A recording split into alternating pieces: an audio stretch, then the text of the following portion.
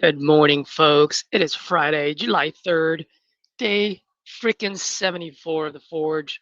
74 down, 26 more to go. Can't believe it. It was just like yesterday when I first started of even doing the Forge. So, pretty excited. It's the last stretch. It's Friday. Let's finish the week strong before 4th of July weekend. So, let's get cracking at it. And for today, folks, Edward is actually with his family, so no Edward today. Let's see what we got. Uh-oh. I locked up a deal yesterday, by the way, right when we hopped off stream. And she is now asking me to give her a call. That may not be a good sign. We're about to find out.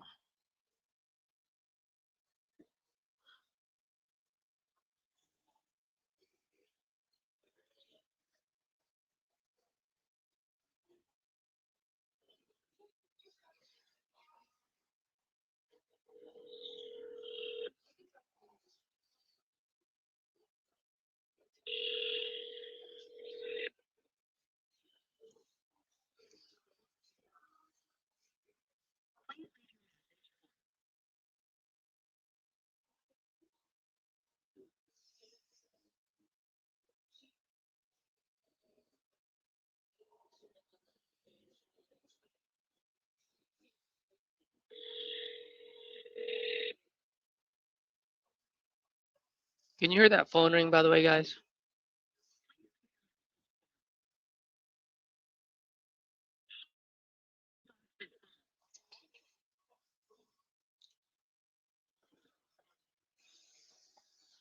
Good morning.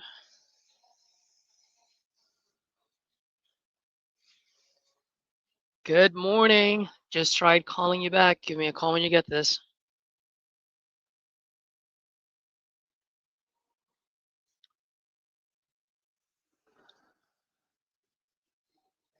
Edwin, what's up, buddy?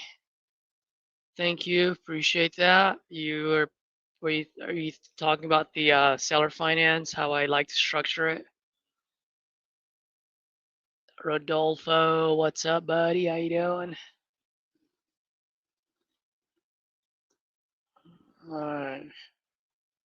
For you folks, by the way, if you guys don't have property leads account yet, um, hop on property leads. They're actually pretty cool. I like them a lot.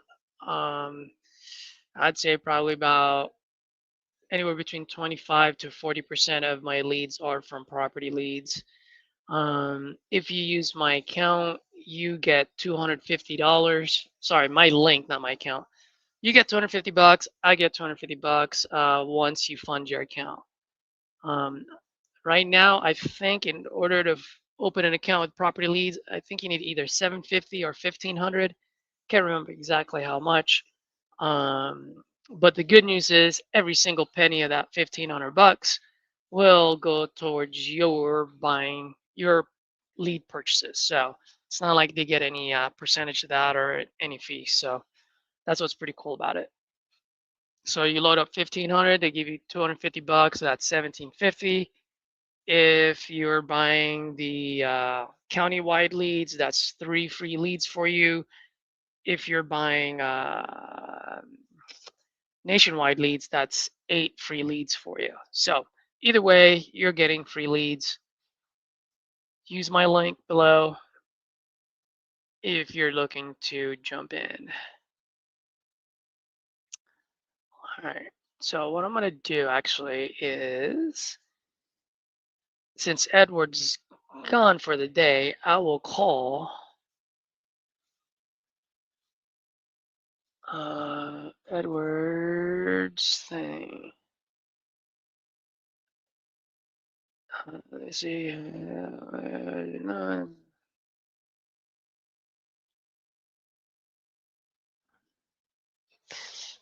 Let me just text this person.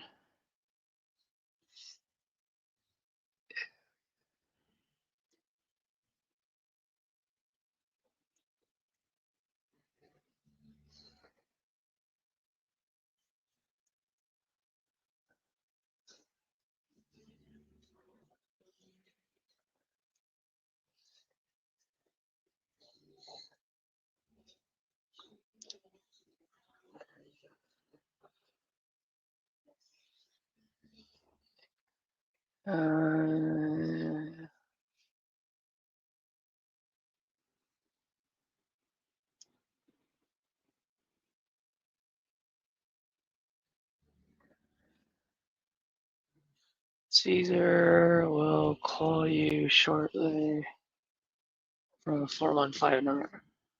Boom.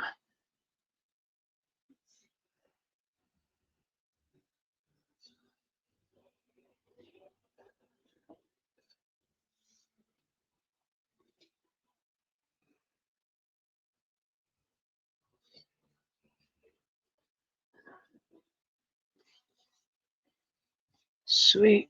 Okay, let's call this person.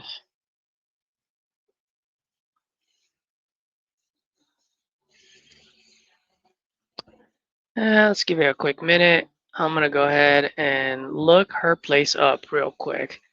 Do a little bit of pre-comping. Please do not tell Cassie and RJ said that. Oh no. No, not pre-comping. I'm just gonna sniff the air just to see what kind of neighborhood it is. And I'm doing it because I just sent her a text through Edward's line. Okay, cool. Let's do it.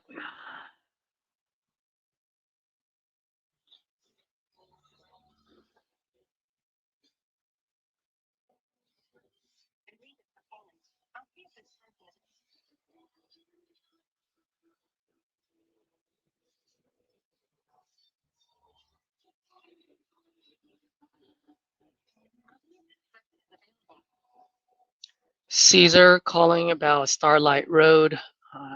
You texted my business partner, Edward.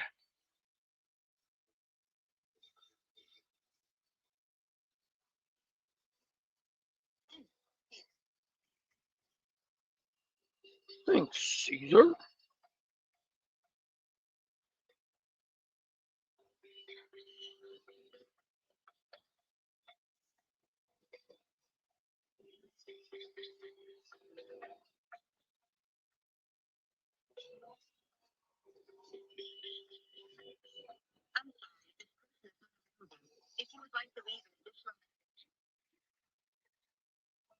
Hey, Athena, good morning. My name is Caesar. I think you were texting back and forth with my business partner, Edward, about your property on Starlight.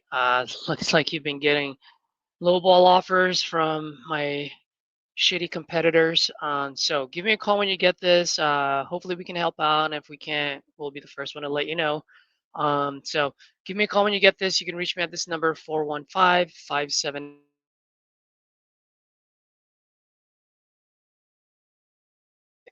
Thank you. Let's see.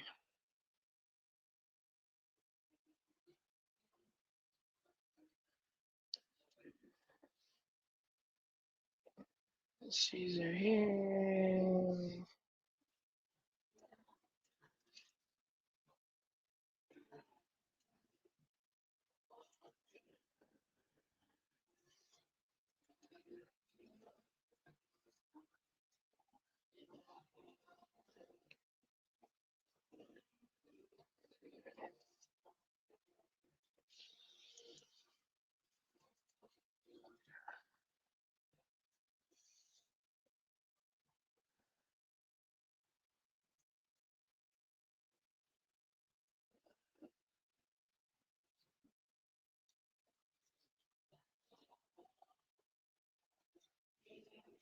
All right.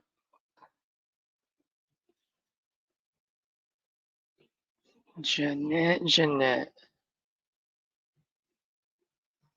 Let's go, guys. We're locking up some deals today, getting some contracts in.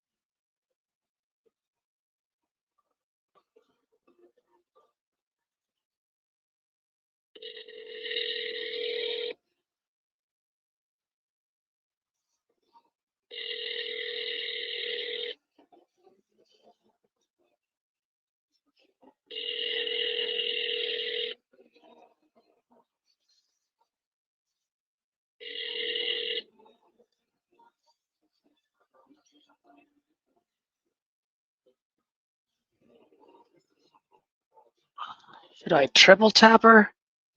What do you think? Let's see. Tried.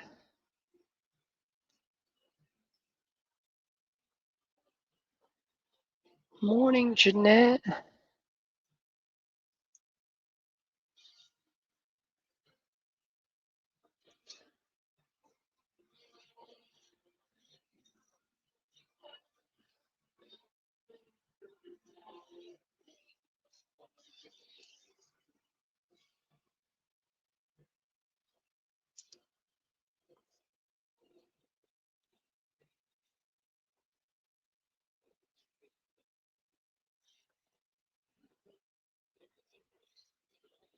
Okay, let's see. Anyone else? Nope.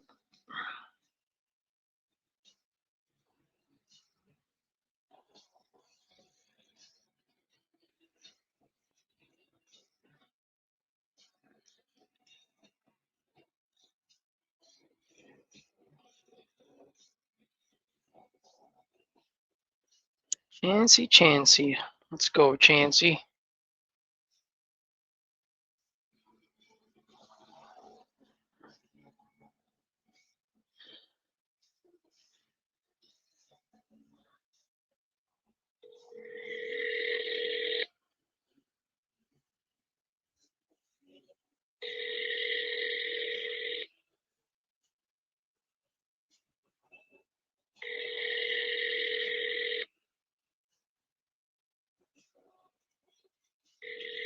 Who's on right now, by the way?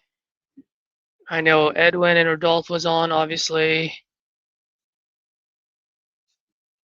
Tucky's Family Gaming World. Josiah, what's up, buddy? Oh my gosh, get out of here, Josiah. $50. Who wants to do a $50 raffle for 1 acre of good old Texas, baby? Let's go. Who wants to do it for 50 bucks for a chance to own 1 whole acre in Texas? Let's go. Tucky, it is 9:30 my time right now.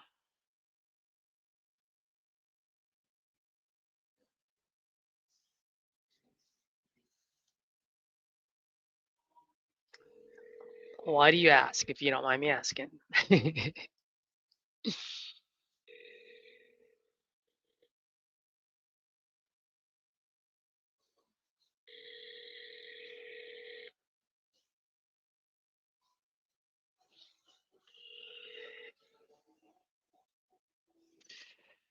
All right, this person keeps responding back, but won't answer my call, so time to put her ass on the drip. Let's go.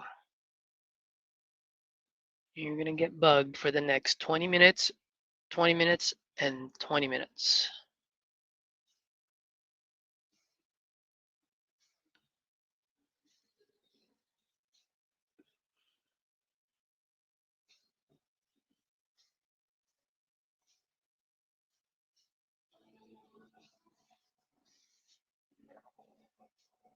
Let's call this guy Dan.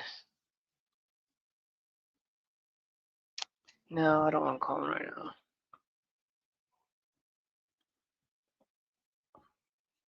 We'll give him some time. He needed to talk to his accountant, I forgot.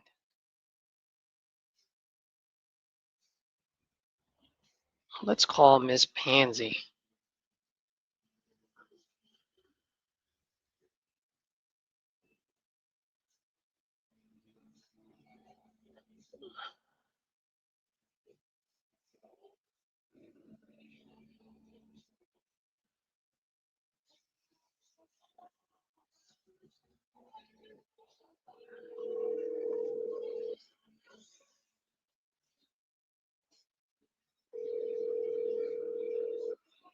What do you mean? Why do you feel like it's too early?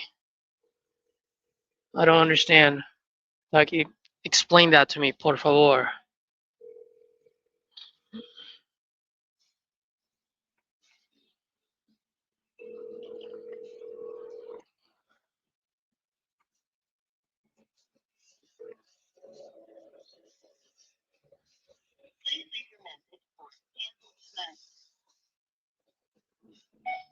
Hey, Miss Pansy, good morning. Caesar here. Just calling about your property on Michigan Avenue. Just want to see if you're still looking to sell this property. You filled out a form on my site yesterday. So if you're still looking to sell, give me a call. If not, just shoot me a quick text with a thumb down. That will do. Thanks. Yes, Ducky, I do call East Coast first. Usually I'm already up making phone calls by 6 o'clock my time. Uh, Especially when I very first started, I would be dialing exactly at 6:15 a.m. every single day. Well, Tucky, let me ask you this. People having 9 to 5, do people's problem stop, or do people's problem only happen between 9 to 5, or do those problems continue on for 24/7?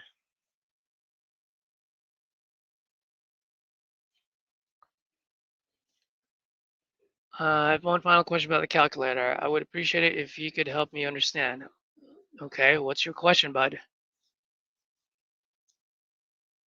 Uh, And Tucky, also, just to let you know, like last Sunday, I know Joey, who's part of TU's Dispo Desk, we did like the Closers Coliseum, where like three different teams. Well, make the long story short, the reason why he did that was because him and a few other guys were actually on Discord at 12 midnight, bro. 12 midnight, they turned on their property leads and they hung out for like an hour. I think it was from 11 a.m. Sorry, from 11 p.m. to 1 a.m.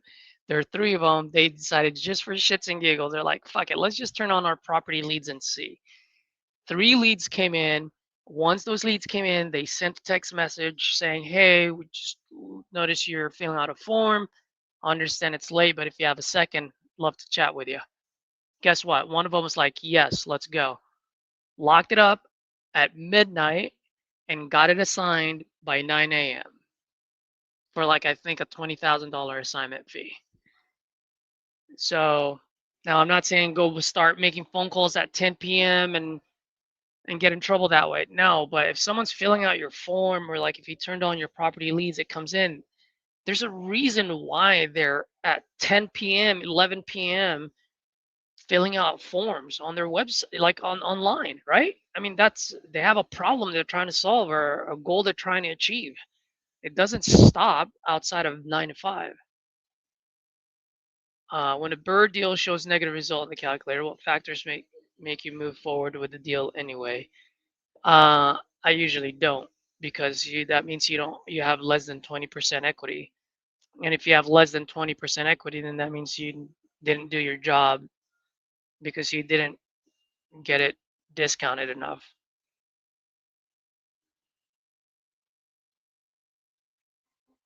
It's like saying, hey man, you want the shitty Air Jordans? There's brand new, they're selling for 120. I'll sell it to you for 110. Would you buy it? You probably wouldn't.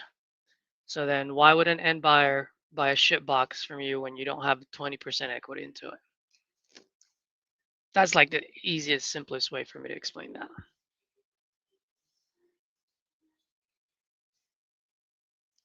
Cecilia.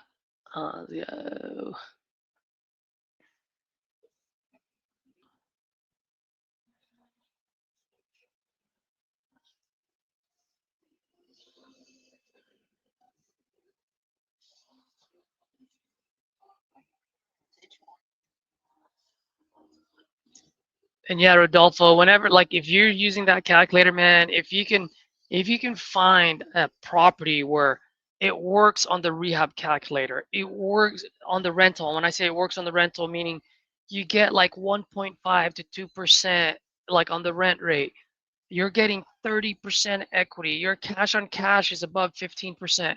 Bro, that's a trifecta, right? It works as a rehab, it works as a rental, it works as a burr, it cash flows. Like, those are the type of deals that are easy to move. Why? Because you have a wider audience. You can market that deal to flippers and to landlords. But when you only have, one, I mean, I would still lock it up if it only works as a rehab but not a rental, or a rental not a rehab, yes. But just know that now you're shrinking your audience. Heck yeah, Omar, send it over right now. I'll call her. And then just tell her that tell her Caesar will be calling her from a 415 number, just so that she knows.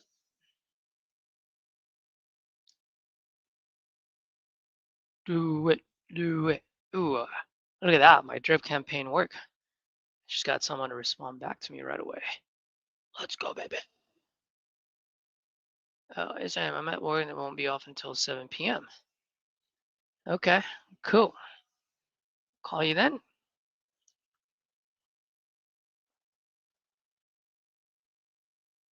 From 7:30 to 8 p.m.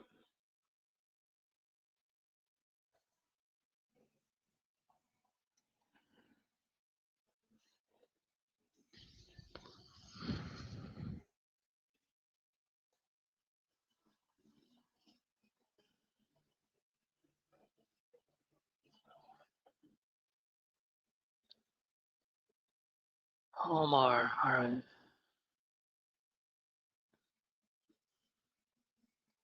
Let's go, baby.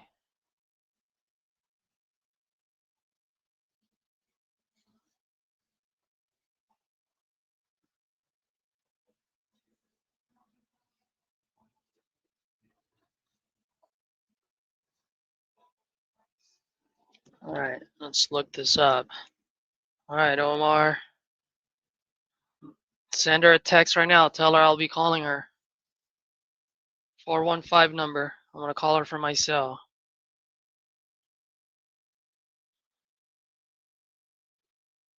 What's the damn address? Oh, I got it.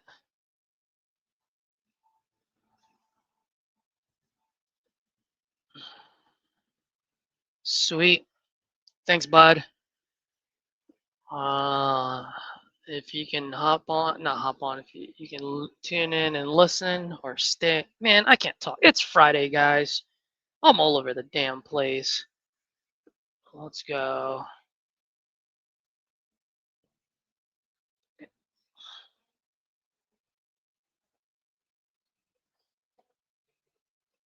Who's calling me? Who is this? 205-584. Oh, this is from yesterday.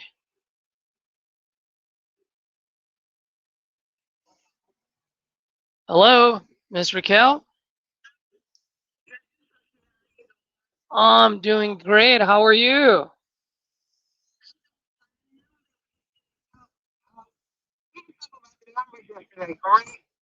What was that?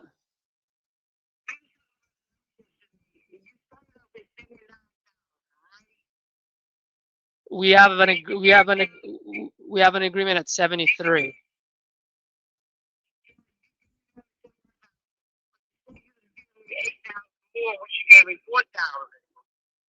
I'm sorry. What would say that again?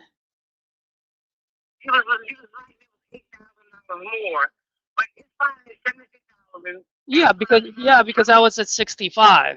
So that's why I said I'd come up and give you $8,000 more. And that's why I came up to 73. No, ma'am. I was 65. I was 65. 65 plus 8 is 73. Because remember, I told you I was in the low to mid 60s. Yes.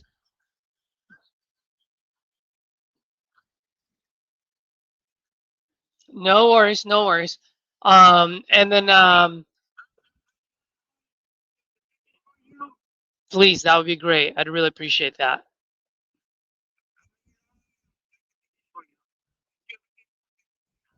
All right, thank you, ma'am. Appreciate you. And I sent you that link that you can use when you take those pictures.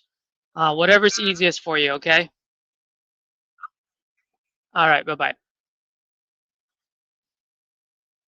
Let's go. That was a deal that I locked up yesterday. Um,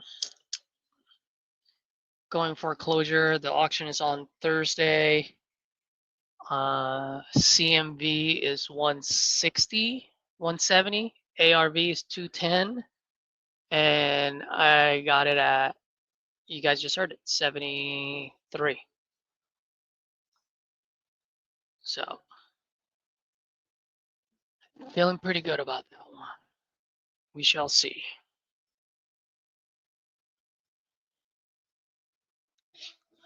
All right, Omar, wish me luck, buddy. Was this a property lead, by the way? What kind of lead was this? Well, whatever, it doesn't matter. I'll just say, what am I thinking?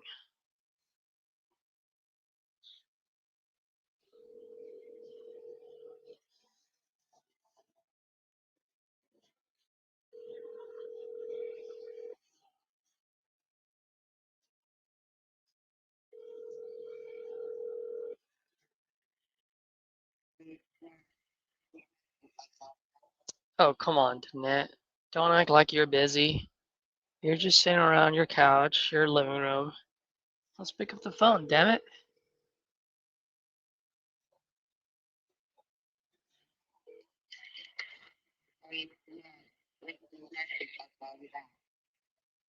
Hey, Ms. Danette, good morning. Caesar here. Omar asked me to give you a call.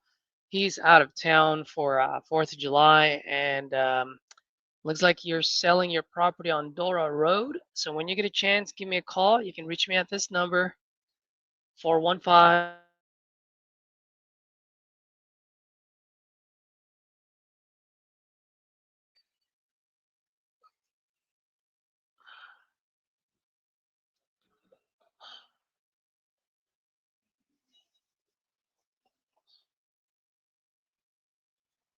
Hi, Danette. Caesar here. Just left you a voicemail. Omar asked me to give you a call. Looks like you're still looking to sell your property. Give me a call when you get this.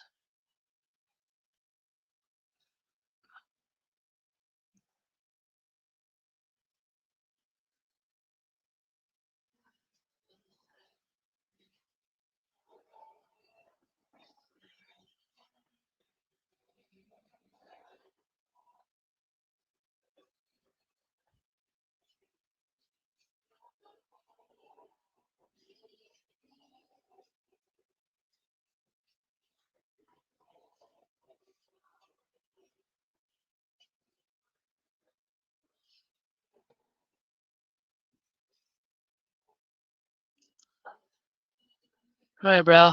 Let's see what she says. Dude, I am surprised. Give me a second. Give me a second.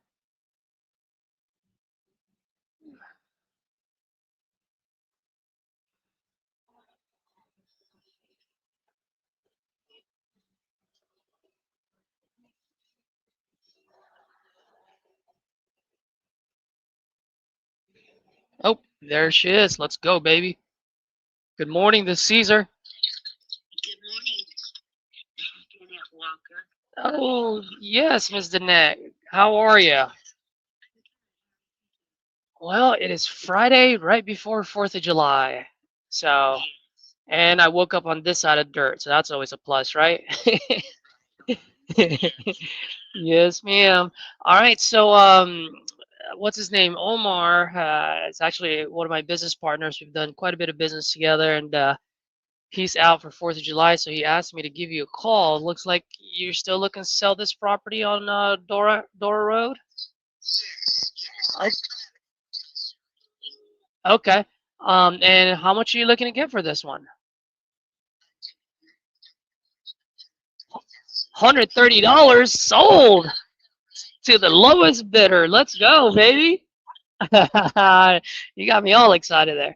All right, so all joking aside, 130.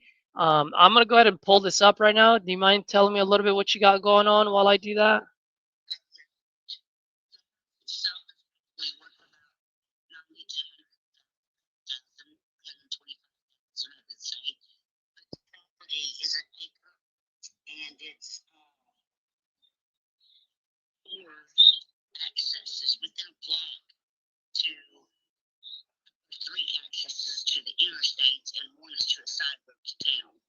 Mm-hmm. Let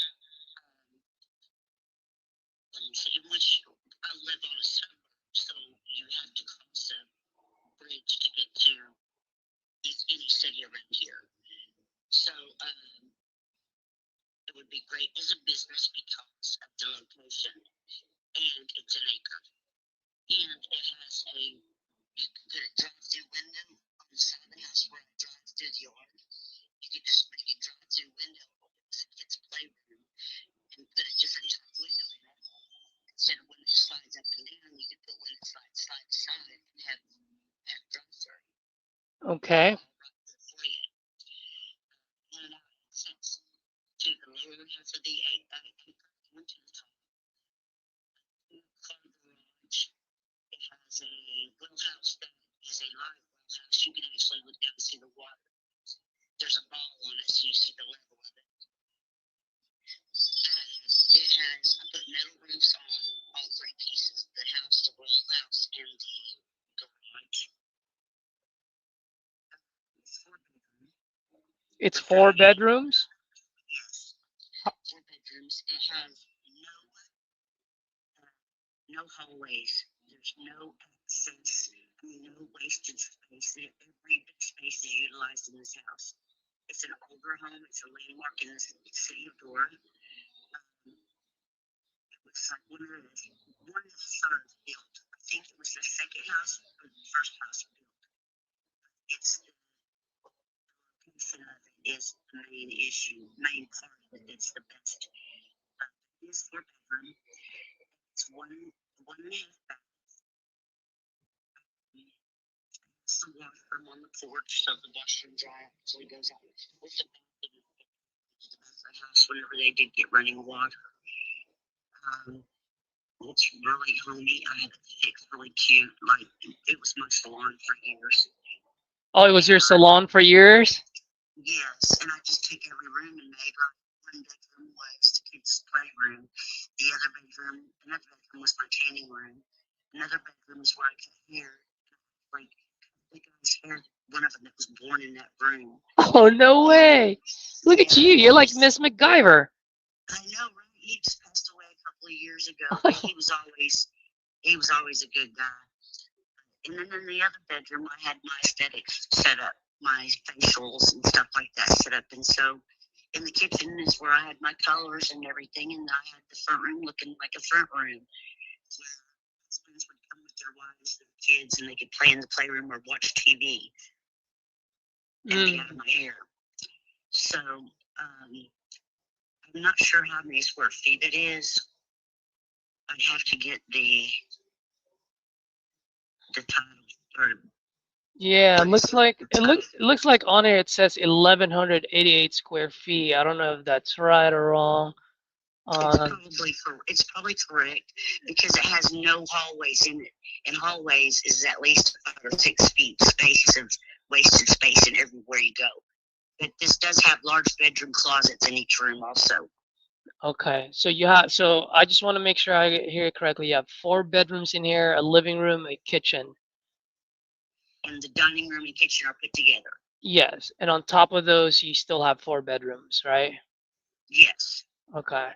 Well, it's 4 bedroom all total, and then it's 4 bedrooms that have closets in them, and then there is the kitchen with the dining room, and then there is the front room. The front room, is that the same thing as the living room, or was that kind of like where you had your salon? No, it's the living room, front room, whatever you want to call it. Okay, okay.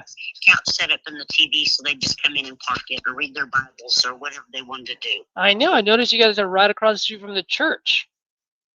Yes, absolutely. Wow, that's amazing. Okay. Well, it's not my church though. Oh, it's not your.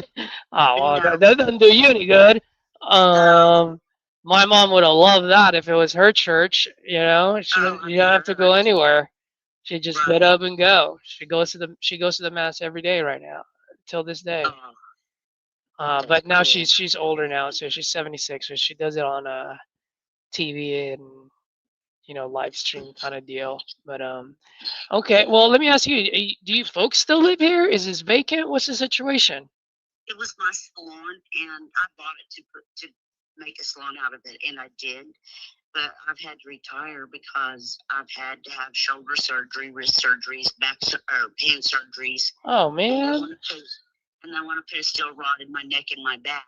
And I'm not going to do that, but my body just can't handle down here anymore. So I've had to retire.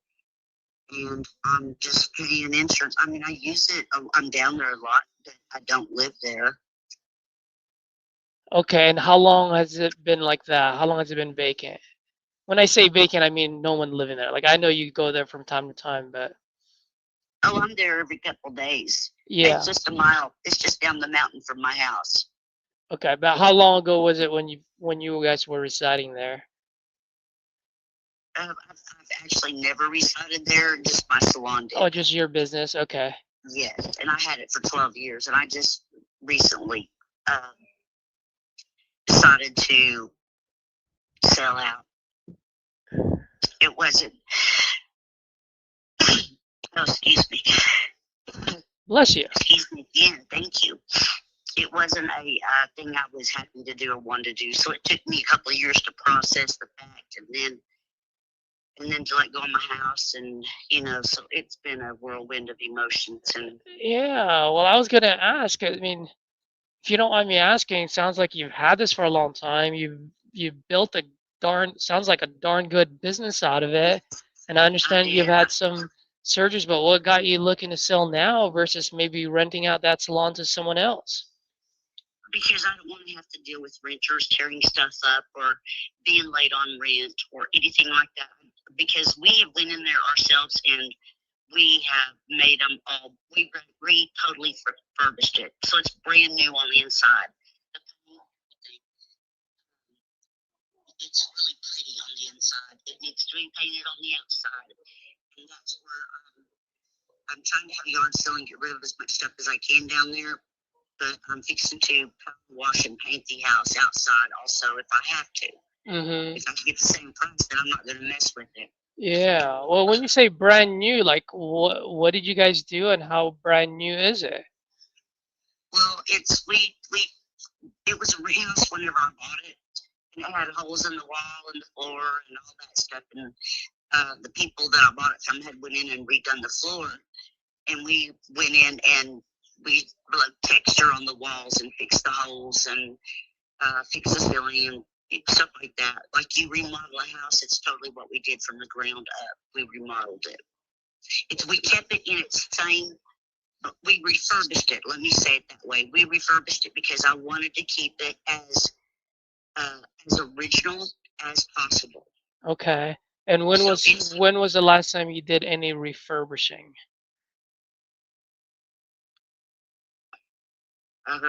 It doesn't need anything right now because we've done everything except for. No, I understand that. I understand. I'm just saying, when was the last time you did anything to it? Probably a couple of years. Okay. Or no, a year. It's not even been that long because we just got through fixing some of the faucets and stuff. So it's only been like 3 weeks probably since we worked on it last. Uh-huh. Okay, gotcha. No, it's been a couple of years before we've done anything besides the water faucet outside. He did fix it because it was leaking, and when he went to turn it off, it wouldn't shut off all the way. So he replaced the whole valve, the whole thing there. Mm-hmm. So it's a brand new water faucet. Okay. And by the way, just curious, because I'm looking on the county assessor's office right now, and sometimes they're incorrect, so that's why I always like to ask just to confirm. Because right now it's saying the lot size for this is 19,166 square feet. So that's less than half of that's about 40% of an acre, or 4/10 of an acre. So Okay. you said an acre earlier, so I'm just trying to wrap my mind around it. Okay, something's not right because it's right under an acre. Okay, so you're saying it's right under an acre. Yes, it's 2 lots is what it is. It's 2 full lots, but I can't remember the dimensions of them or anything. I just know that I own to the property line, and the property line is the state line. You can stand there with 1 foot on Oklahoma and the other one on Arkansas. Oh, in my Yes. backyard. I do see here on the legal description it says lots 5 and 6. So those are 2 lots. Yes. And I can by the way, if we do decide to do business, I'll confirm that with title. We'll pull, we'll do a title search. But right now, just to let you know, it is recorded as only 19,166 square foot Okay, lot. and that may be correct. I'm not sure how big Okay. it is actually. Okay, so that's less than half of an acre, so it's four tenths of an acre, which is fine. It's still a pretty big lot. I just wanted to confirm. We thought it was right under an acre. Okay, And no problem. Actually, we have an acre too, and it's about half that size. So I'm saying that's wrong because we do have it's right under an acre when we figured it up, but I don't remember what the numbers were on it now. Okay, and you're saying this one is half of the other one, about? I think so because it's 2 lots and we have them right under an acre if you put it all together. Okay. So I believe that's correct. Okay, so that's fine. We can always double check that. And then I'm sorry. Go ahead. And it may be, I don't know, but I don't think so. Okay. Okay, and if you don't mind me asking, since you guys have done some, you've refurbished the property, and it sounds like you guys have done some updating a year or 2 years ago. If you don't mind me asking, any reason why you may haven't put it up on a market with a realtor? Well, because when I retire, it took me a couple of years to accept the fact that I had to retire because I had a big meltdown. Then it took me another year to really get it in my head that all I'm doing is paying insurance and utilities on it now. I'm not making any money out of it, and I need to sell it. I'm just ready to get rid of it. We take care of my mother's yard, our yard, and I own another house also. And it's just 4 yards to keep mowed and weeded and try to take care of. It's just overwhelming. We just can't do it anymore. Oh, yeah. 61? You do not sound 61 at all. Thank you. I work continuously, trust me. Every day I still do stuff, but it's just I want to sell this lawn and get out from underneath it. It's just one less thing I have to deal with. Absolutely. Okay. Well, I mean, I'll tell you this, Ms. Danette. I always tell folks I'm a little bit different than the others. I generally do want to help folks out. And funny enough, the line I always say is the best deals that I have under my belt, the ones that I like to talk around barbecues on 4th of July with my brothers, are the ones that I'm able to help someone out. That being said, I am an investor, so I also just got to be able to do that while staying fair to my business.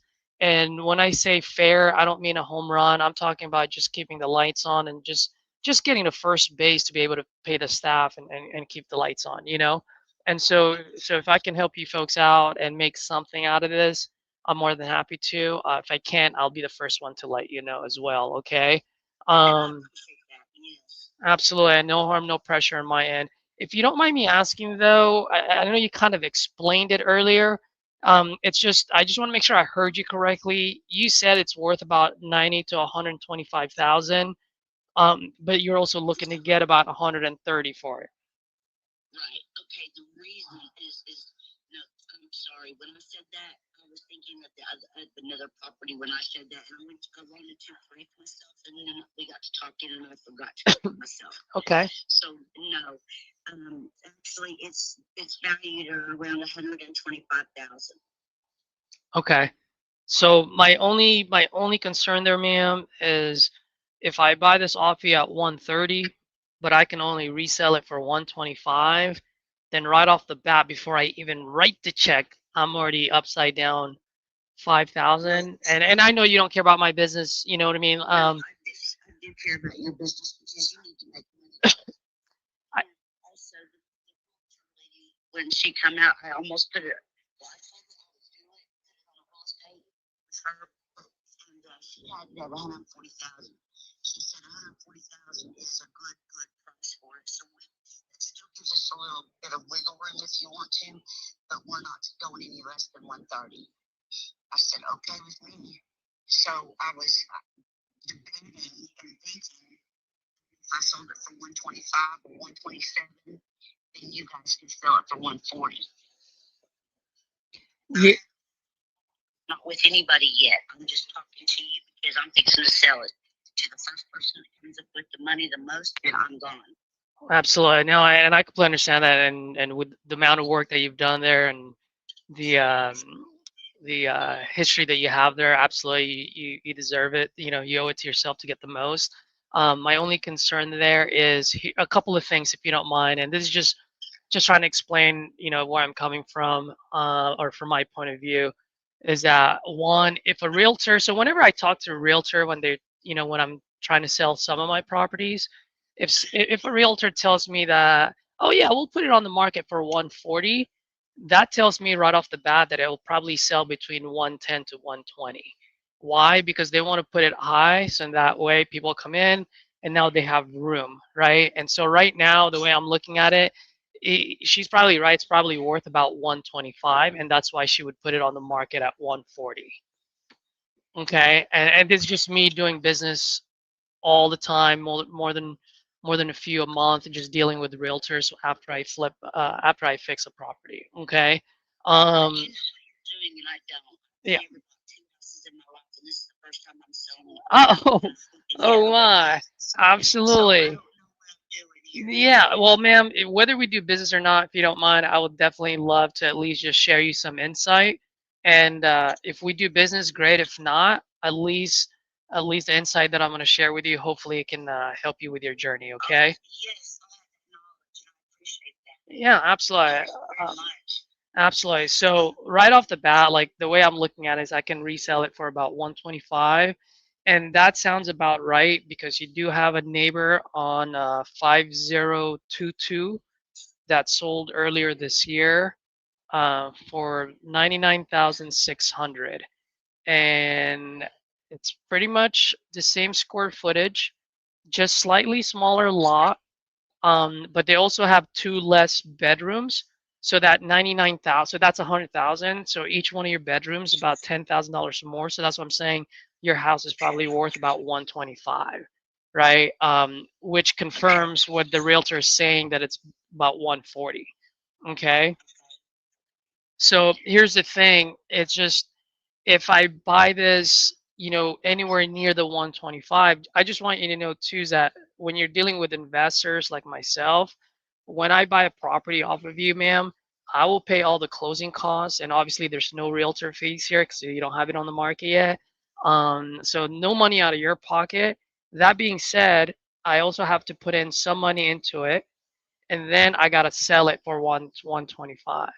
And then I also have other business expense, which I'm sure you can understand because you owned your business, right? And so I'm not gonna bore you with all of it, but you know those are like closing costs, holding costs, taxes, insurance, utilities, you name it, right? Because it may take me 6 months to sell it after I buy it from you, okay?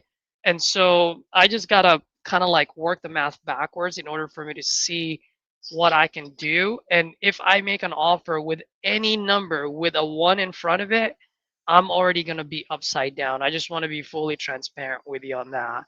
So I guess if you don't mind, because you can probably tell I'm a straight shooter. I always tell folks I'm no baker. I don't like to sugarcoat things. I don't either. And Yeah, thank you for being honest. absolutely. And so if you don't mind me asking, you know, and the reason why I'm asking this is because of what I said earlier in the beginning of our conversation, which is I genuinely want to help people out. I just got to make sure that I can also be fair to my business so that it's a win-win situation. If you don't mind me asking, what is it that you're absolutely trying to accomplish by selling this? Oh, well, I'm getting out from underneath it. For one, it's not stress, and it is paid for. I paid for it outright cash when I bought it. Mm-hmm. But I want to sell it and fix up another house that I owned that went through a house fire that I almost lost my son in. Oh no. Came within 5 minutes of losing him in it, and I'd already lost a husband in that house. Oh So I am gosh. I'm remodeling the whole thing because I couldn't even stand to walk in through the door. It would just buckle me at my knees and I'd fall apart right there on the floor. So I had to start remodeling it and doing it different.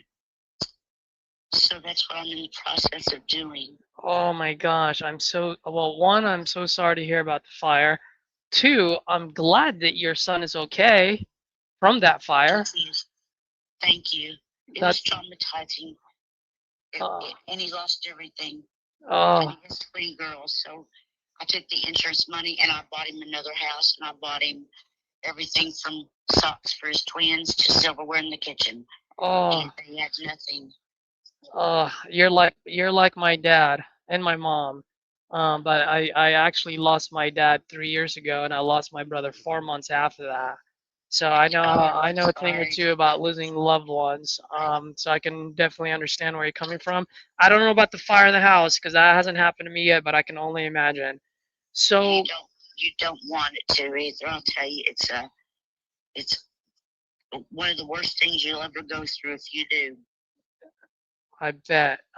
Well, let's talk. Let me see how I can help you out. So from what I'm hearing is, and please correct me if I'm wrong, I'd just like to take a quick step back so I can help here, or at least try to help. Is you're selling this because one, well, first and foremost, you weren't ready to let go yet. That's why you haven't sold it. But it sounds like because of the fire in the house and you want to fix up the house, now you're kind of, I don't want to say forced, but you see this as a way, as a vehicle to get you to fix up that house. Is that right? Yes, yes. Okay. So talk to me about the other house. Like, what are you looking to fix there? How much is that going to cost? Have you gotten quotes? What's the situation there? Not yet. I'm still working on quotes and stuff for that. But it's not going to be for sale. Oh no. I'm not trying to buy that house. I know you're trying to fix that. I'm just trying to see like how much do you need to fix up that house? How big is the house to begin with? All that don't matter. What I won't do is I won't take under 125,000 for it. I see. Okay. So, and I'm totally fine with that, ma'am, and I appreciate your candor. It's just the reason why I was asking you that question is, like I said earlier, I want to be able to help, but I also want to be fair to my business. And so that's why I'm trying to. A lot of times when I ask these questions, and because I know how to fix houses and I know how the situation goes, I may be able to say, hey, that's actually only going to cost you 95,000 or 70,000. I don't know, and so the thing is, I'm trying to make sure that if I can give you a good chunk of money to actually fix up that house, if I can fix a house for you, go, hey, look, here's all the money that you need for that house, and you now have a new house that burnt down and now it's fixed coming out of my pocket. If I'm gonna do that, I just want to make sure that I also have a little bit of returns on the other side, right? That's just being fair. And so if you're saying you don't have any room for 125, but I can only resell it for 125, then I don't know. Would you cut hair for free forever? No, but I know that with the access, I know that the business and the location is worth value. I And the understand. house that is down from me doesn't have that. I'm the only house that has that access, besides the neighbors, the store across the street, and myself. And Well, it's if right off the interstate. So absolutely, and and and I can understand where you're coming from, and I see that. So if that's the case, by all means, please, you definitely deserve to go for that 125. If I were you, as soon as you get off the phone with me, if I were you, I would call that realtor and put it on the market as soon as possible. Because the only person that's going to pay you the 125 is the person that's going to live there. Okay. Right. And so I just wanted to let you know that because an investor, they're not buying it to live there. They're buying it so that they can flip it or they can rent it out.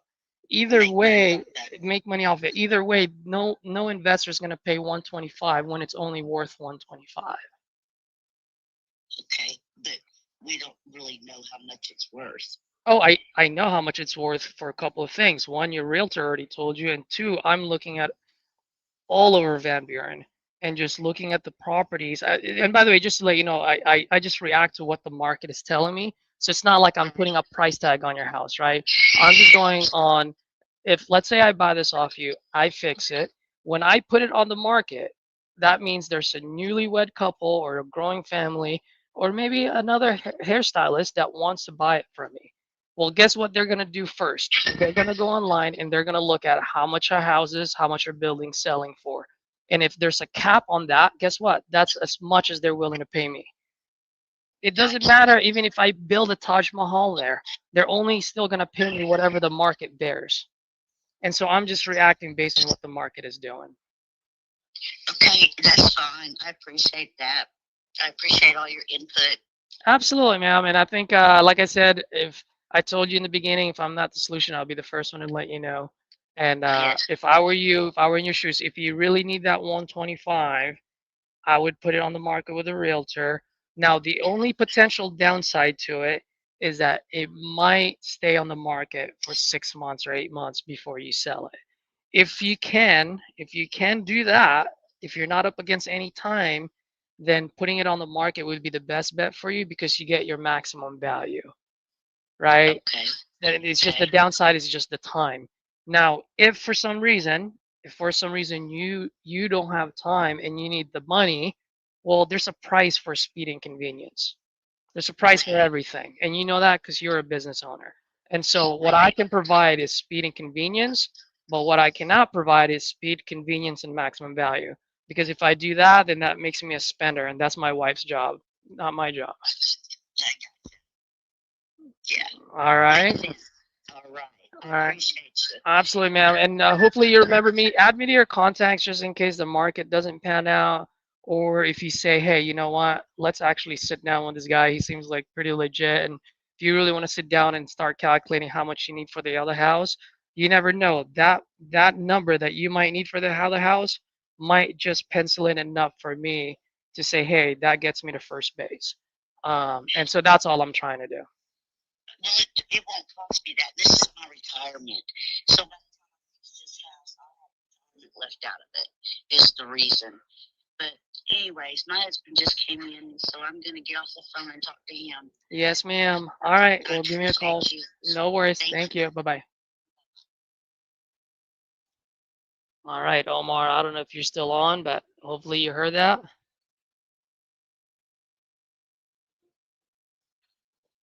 Let's see. J Styles. I don't know about that.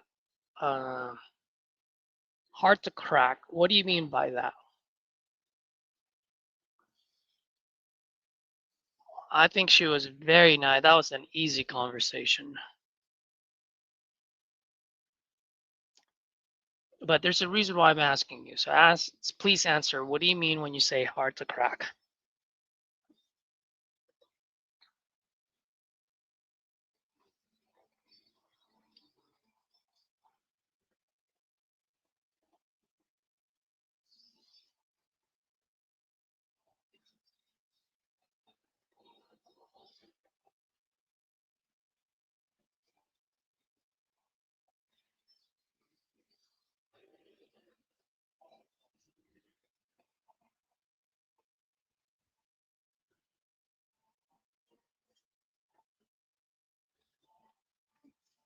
Give me a second, guys.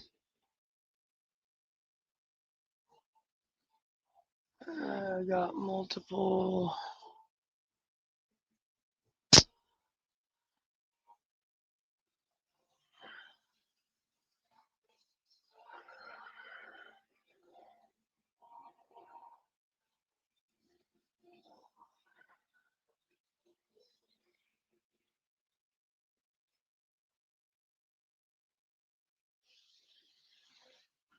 All right.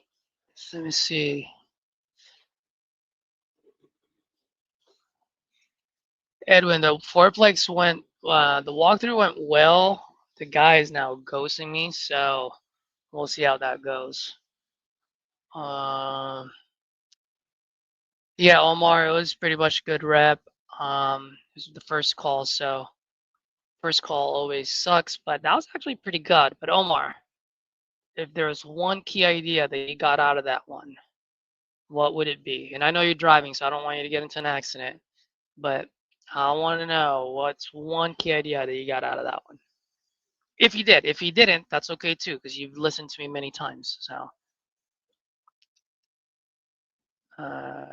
Jay Styles.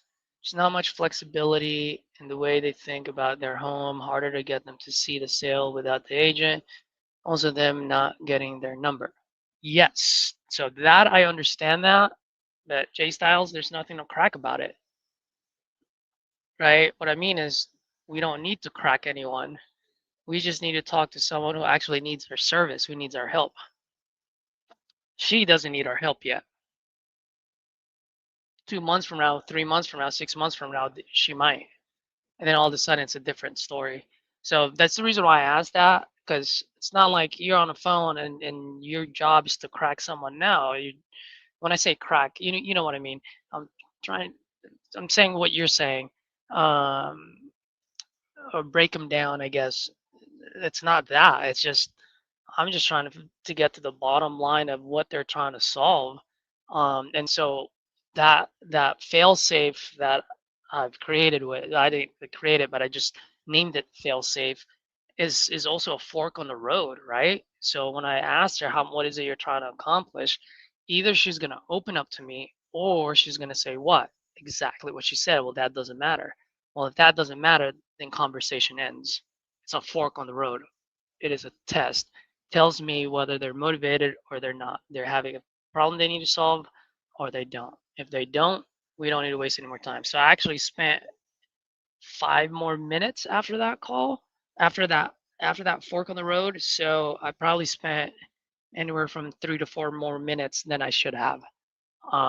But that's just like boom, done. You don't want to play ball with me, then nothing to talk about. Now, if she did open up, then that's a different story. Now, all of a sudden, we're gonna find out that she might only need $50,000 for it.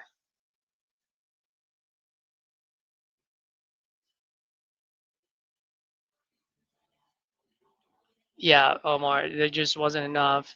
But the one thing that I wanted you guys to get is was really the fail safe because it opens up. So if you guys notice, the conversation didn't really start until I actually did a semi fail safe on her, which is when she started talking about fixing up the other house.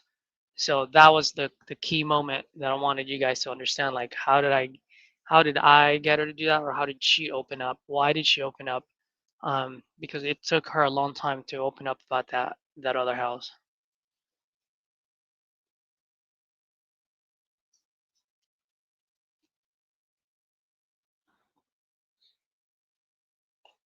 All right. Let's see what else do I have.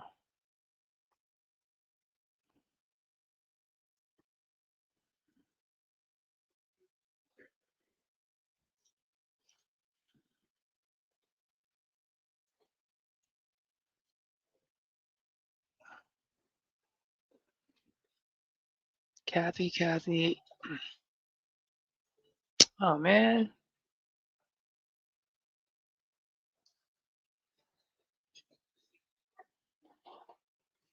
who is this person?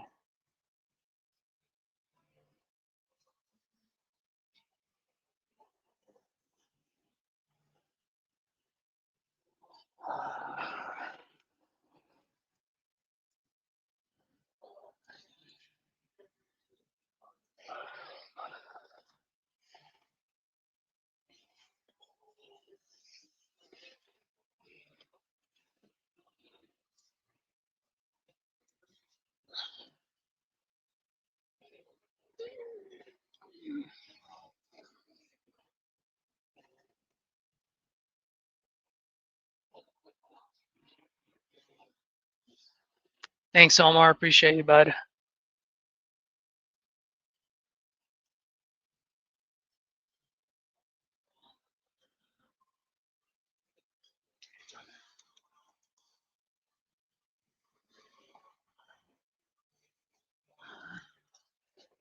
All right. So what did she say? 7:30. So that would be 4:30. 4:30.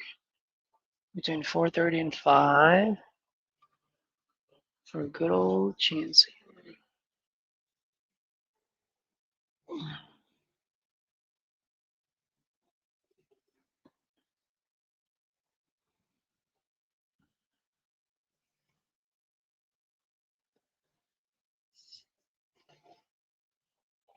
Athena.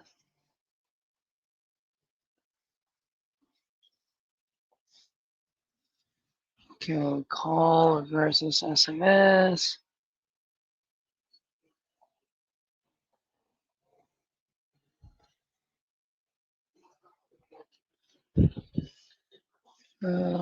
Wednesday.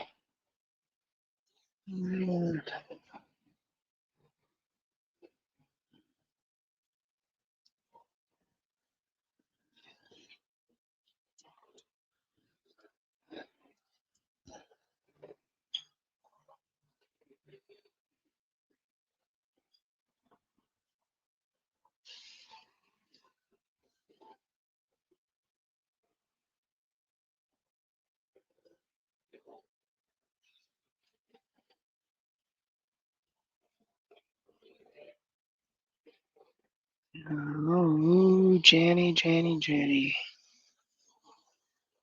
All right, let's call this person.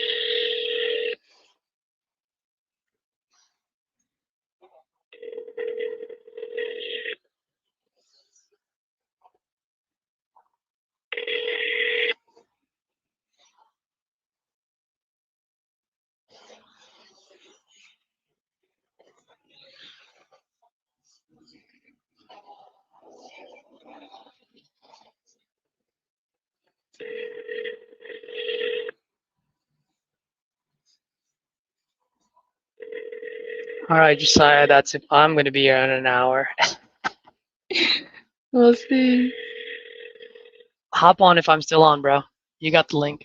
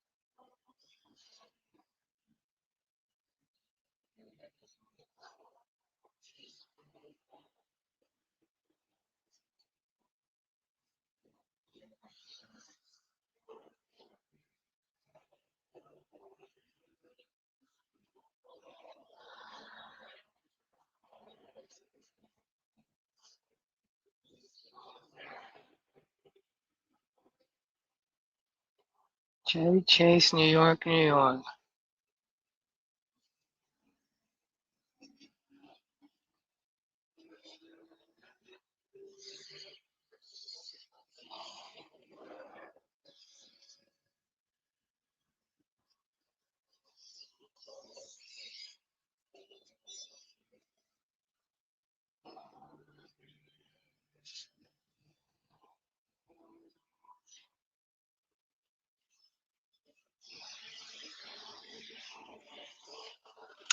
Oh, these are nice houses, eh?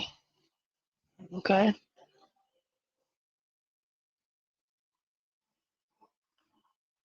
1.6, 1.5.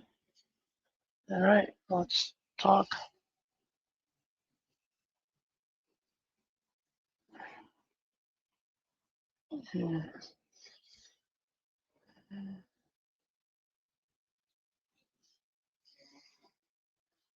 I don't know how to say this person's name, but let's give him or give her a call.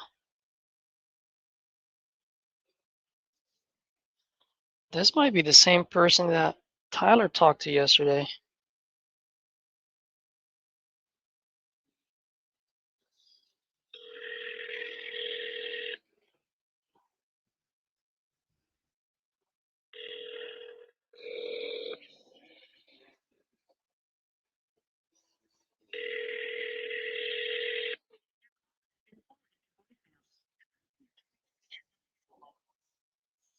Bray Sanjay. Are you just calling SC leads? Are you handling them? I'm not updated to their regulations. No, I don't because we have a good old Tory from South Carolina. So a couple of things. I don't disqualify him because one, we have Tory who wholesales in there, so he knows the lay of the land. And then we also have nationwide buyers within TU. So no, I don't really disqualify them. I don't go for them either as much. But when I get them, I still pick up the phone and call.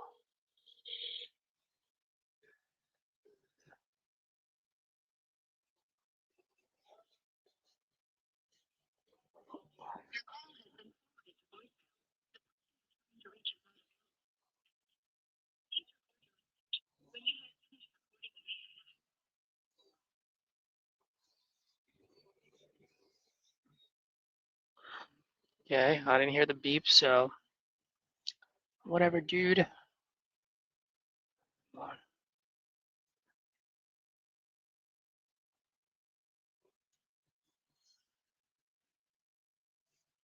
Edward asked me to give you a call.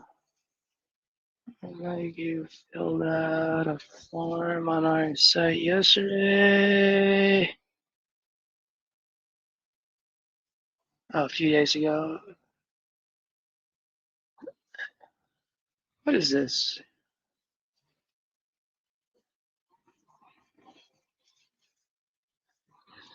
Potentially selling.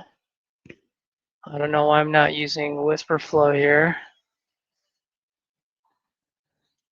Is that still the case?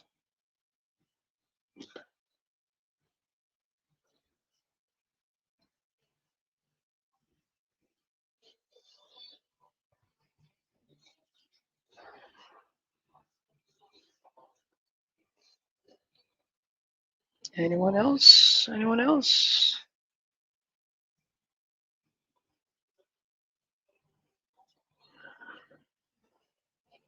No. How do you go about? Sorry, what is your question, bro? How do you go about your process to contract them and sign an agreement? I just sign them with my regular contract and then sign it with an assignment agreement. So if you really look at the regulations in South Carolina, like assigning a contract to an end buyer is still legal there. So the Tori can explain it better. I don't want to overspeak or say this in the wrong way, but people are still doing wholesaling there in a way where you're not supposed to like market it, right? Like put it on investor lift and investor base and market it for assignment of contract. But if I were to go buy a property and someone else and my partner Tori wants to buy it, I still have the right to to assign it over to them. So, oh shoot, I just realized. She just called. Hello? What the heck? Did she? Is this an inbound call or an outbound call? Oh, it's an inbound. Okay. Caller.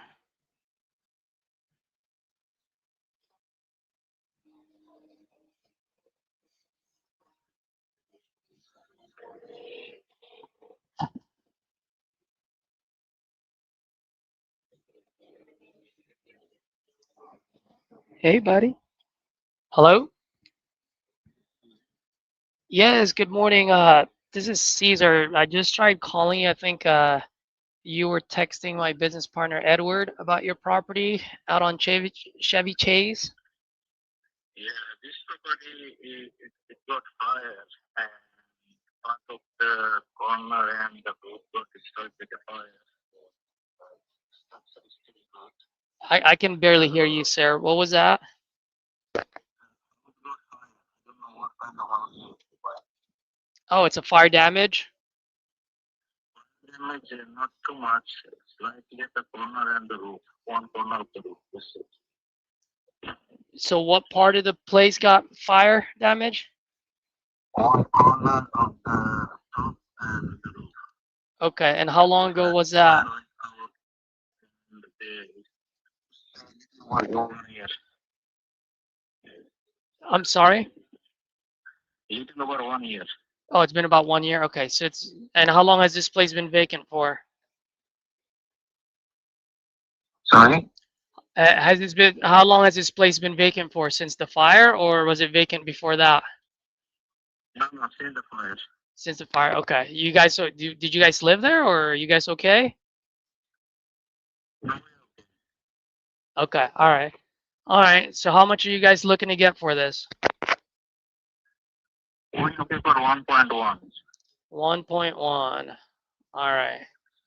1 million because this is very expensive neighborhood. I don't know if you're familiar or not. I do. So let me ask you this. I don't mind the 1.1. I'm from California, so that's not a problem for me. My But it has to be cash deal though, you know that. it has to be what? Cash deal, cash. Yeah, I pay cash. I'll pay cash. I'll pay all the Okay. closing costs. That's not a problem. Okay.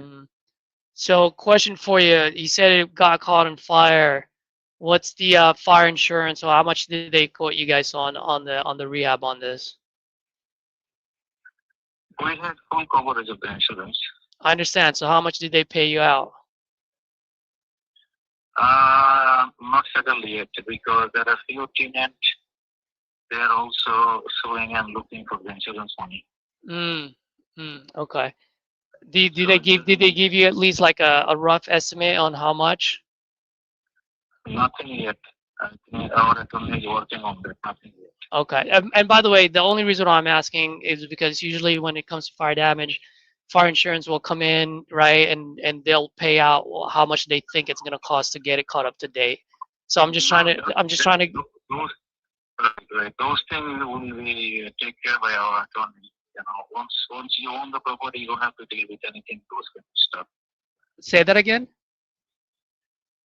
Once you own the property, you don't have to. I don't have to deal with anything. You're right, but I still have to fix it. So that's why. Investigation, everything is finished. You know.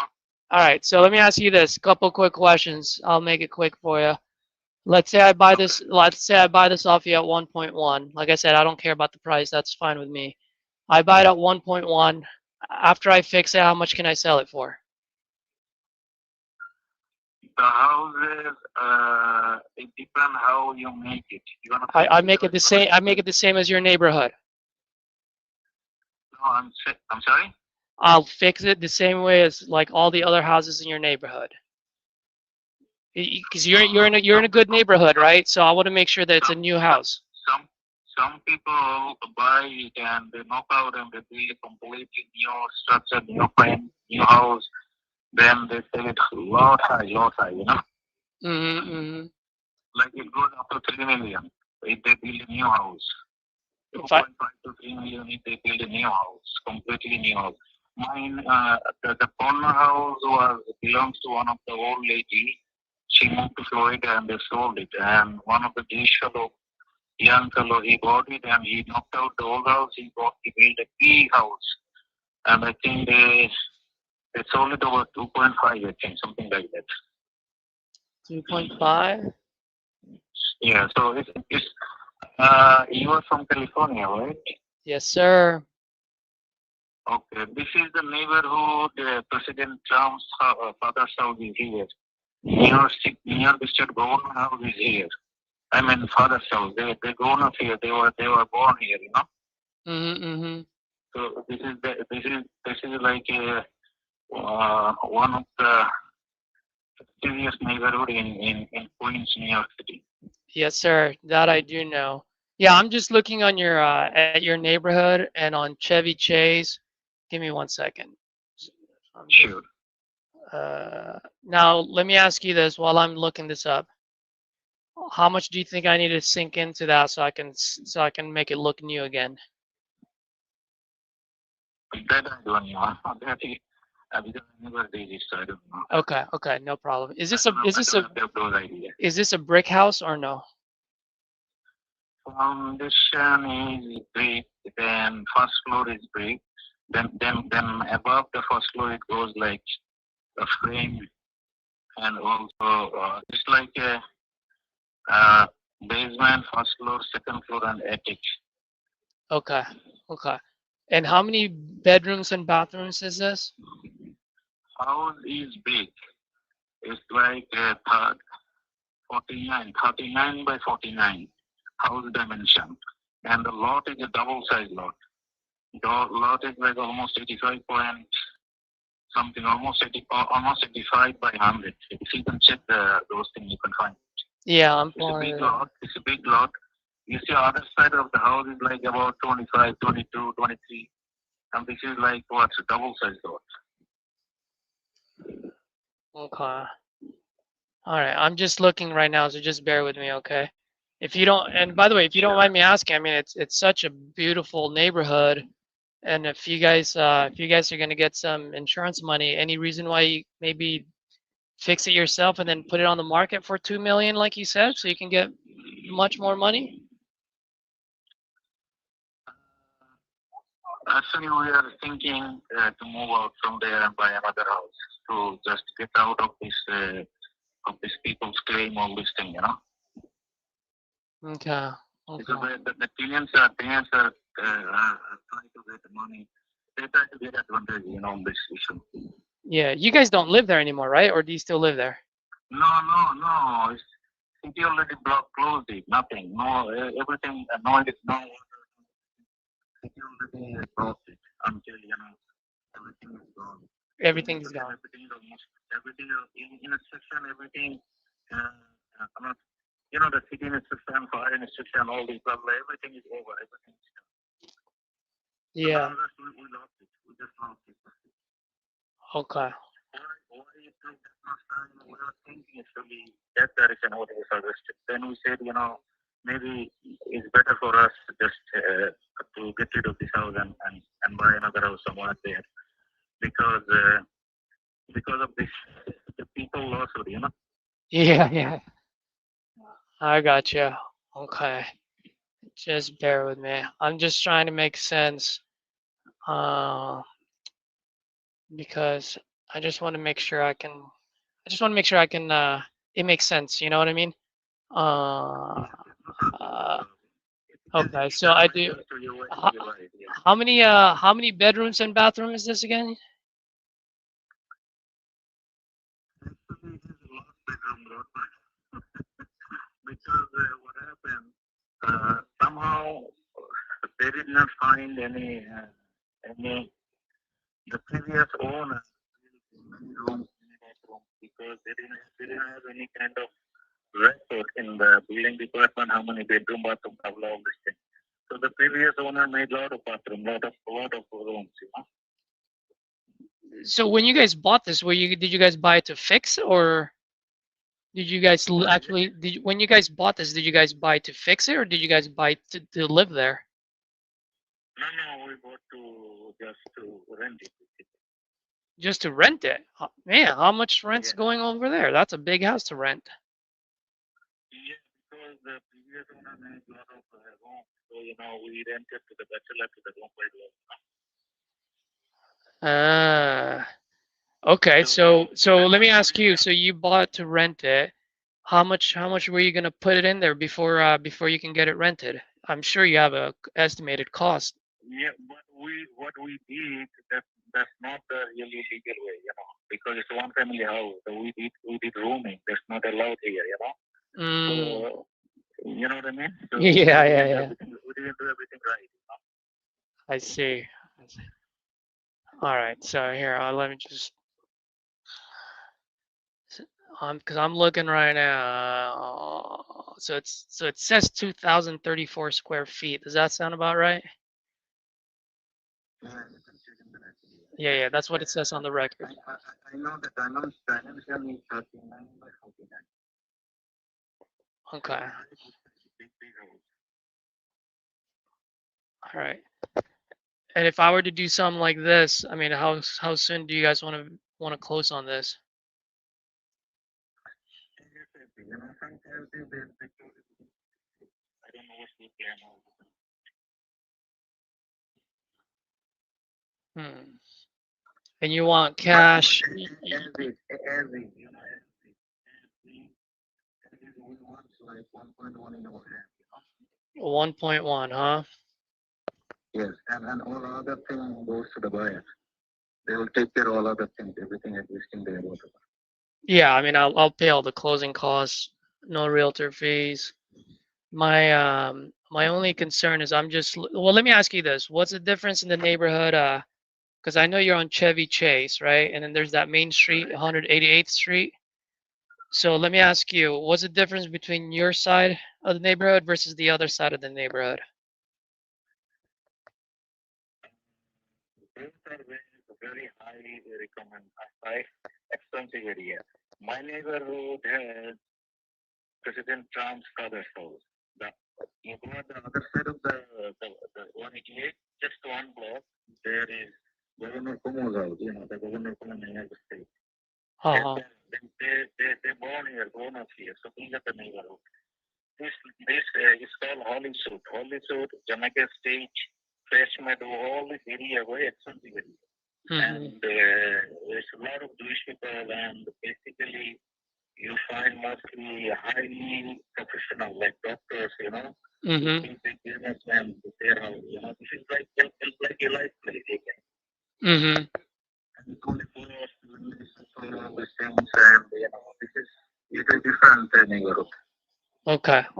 Yeah, the only reason We consider it as like a prestigious neighborhood, yeah, the reason why I'm asking is because I'm looking on the market, and all the houses on the other side of 188th, you're right.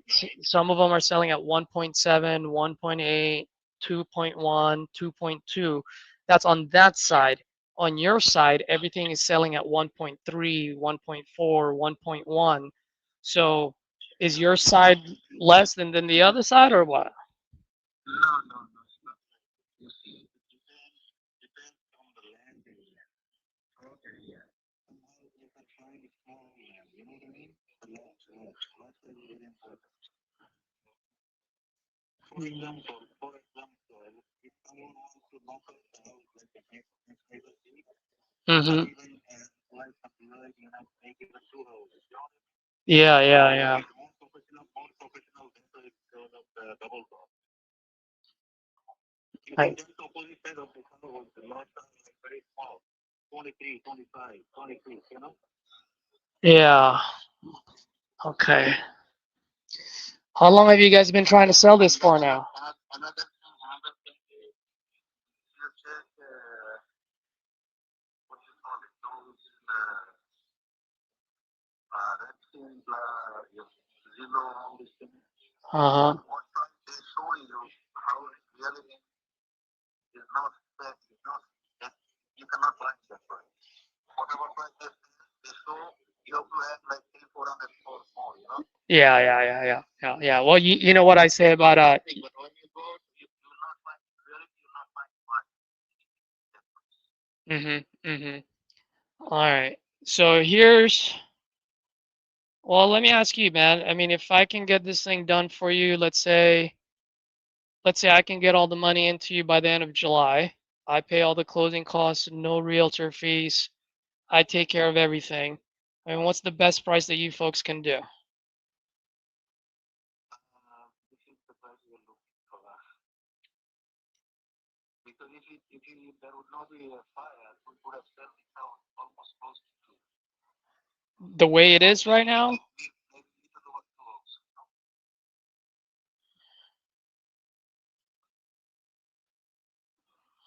Because of the big lot.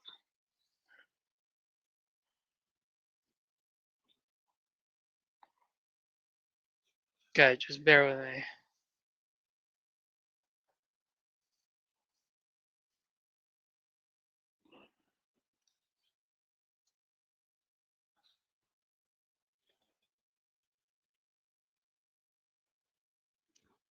For a quick sale, man, I can uh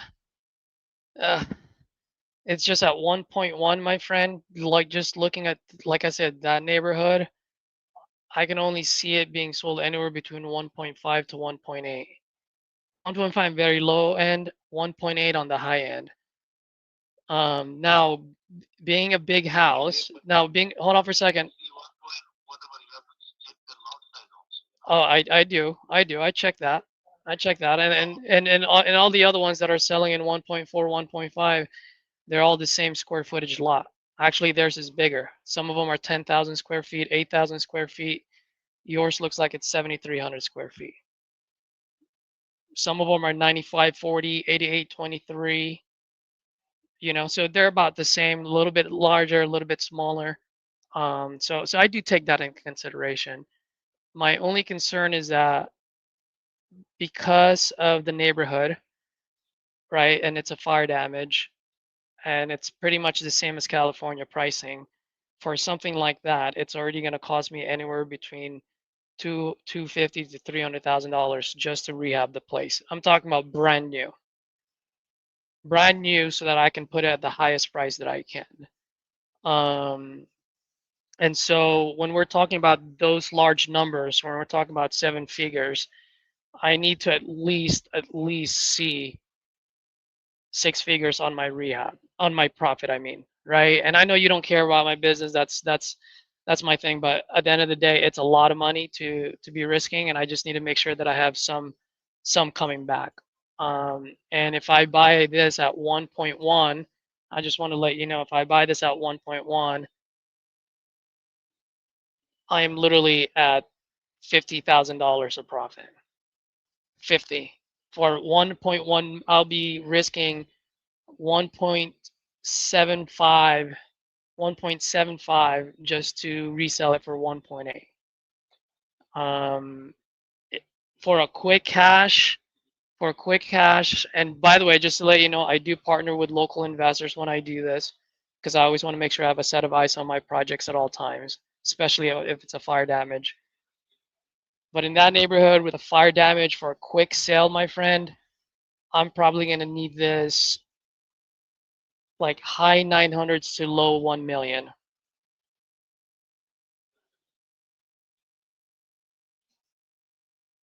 What you can do the highest so we can cost? I would say, assuming that the rehab cost is where I'm expecting it to be, top end, I can do 1 million flat. 1 million flat. Top, yeah, top. That's assuming that I can repair everything anywhere between 250 to $300,000. I can do that, and I can close by the end of the month.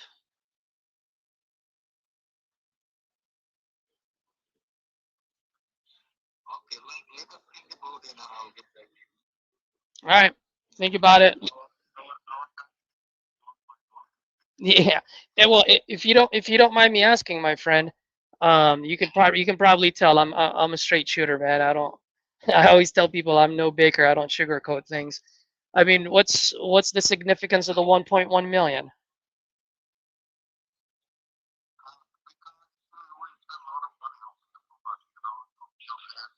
We fix many things in the house. We spend a lot of money in the house also. Unfortunately, when it got fire, it's fire, but whatever it is. How much, if you don't mind me asking, how much are you all in on this one? How much for it? How much are you all in on this? I didn't get it. You said you spent a lot of money on this house. I'm asking, how much are you all in on this house? We didn't actually get calculation that way, but many things was done. Okay. So you want to get as much as you can. 1.1 is your magic number. Am I hearing you correctly? You will try to get, somewhere close to that. Okay. I mean, not below 1 million, but somewhere close to 1.1. Okay, If we get 1.1, then it's our target. It's done. Target is done. I see. Okay, how's this? Let me ask you a question, and this is me being perfectly honest with you. Okay, full transparency. Okay. If I can get that 1.1 million to you, does it matter who it comes from, where it comes from, as long as it goes to your bank account? Uh, As long as it's legal, obviously. We're gonna have attorneys. We just want yeah, to let you yeah, know. yeah. Yeah, yeah. No, no. Look, we have another option also, which is we want about half money, in the record and half money cash to save the tax. It will save also tax. Wait, say that again. I'm sorry, I didn't hear you. What was that? Like half of the money, approximately half of the money, like in the document, and half of the money like in cash. So you can save tax. We can save tax. Oh, so that's another offer that you have? Is that what you're saying? Did you get me or no? No, no, no. I'm not understanding you. What did you say? Looking another option for this sale. That is like half of the money in the record, like recorded, and half of the money approximately half of the money is cash, so we can save some taxes. You can save some taxes too. Oh, I see what you're saying. It's gonna be tricky because it's New York with title attorneys. Um, that's gonna. They don't have it. This offer. What was that? They will not have any issue with this one because many houses are selling in this one. Okay. Well, if any of my business partners are okay with that, I don't care. That doesn't matter to me. It's just a matter of if they're gonna be okay with it. So here, let me ask you this. Let me explain to you the reason why I asked you that question. Okay. The reason why I need this in, like I told you, I need this like in the like in the 900 to a million, is because I have to hire a crew. Okay, simple as that. So I got to pay them, and that's why I needed a certain price point. Now the good news is I have a lot of business partners in New York because I've done quite a bit of business out there, all over New York. And so some of my business partners, they have their own crew where they don't have to pay, right? So they can pay a little bit more than me. So the reason why I'm explaining this to you is when I partner with business partners like that, when if there's a certain price point, what I do is I just partner with them on the back end. So it doesn't cost you anything, but the way I get paid is from them. So they pay me either a referral fee, which we call it assignment fee in our business, or they make me as a partner so that when they sell it, I get a portion of it, right? I get a small equity of the property. Um, so what I'm telling you is, if I can get you that 1.1 and close on it by the end of the month, I will have to partner with someone that will come in and pay that 1.1 because they don't have to pay a crew. Does that make sense? That's okay. Yeah, I have no problem with anything. Okay. But why that long period, like whole month almost? What? Why? What? Oh no, they. So here's the thing: they can close as soon as title clears.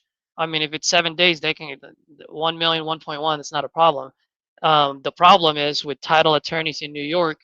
New York attorneys, they move like molasses, man. Every single property I've bought in New York always takes anywhere from 30 to 45 days. Money's already wired, but title attorneys are always taking a long time. So I just want to let you know that if we can close in 14 days, we'll close in 14 days. This title attorney has to be from both sides. That well, you don't have to get both sides, but if you want your title attorney, since we're paying our closing costs, we're gonna choose our title attorney. They can represent you if you want, but it's up to you. We have one that will not be any problem. So we can do can give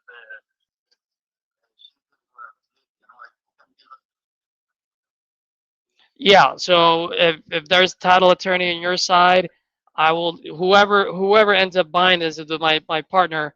They're gonna pay all the closing costs. So if your title attorney doesn't charge as much, they'll use her. That's not a problem. But if it costs, then I understand. But I understand, and I'm all I'm saying is it doesn't matter to me. It doesn't matter to them, but I just can't guarantee that we're gonna use her. But we'll definitely take a look at it. Okay, that I can tell you. Uh, Okay. okay, so here's what I'm proposing. If you really want that 1.1, what I'm willing to do is I'll send an agreement over for 1.1. I would put a closing date of let's say the 28th, 29th with a I just need a 14-day due diligence period because tomorrow's 4th of July. I can't get anyone in there. No one's probably going to walk that property until towards the end of next week. So I need at least 2 weekends. That's all I ask for. That's fine.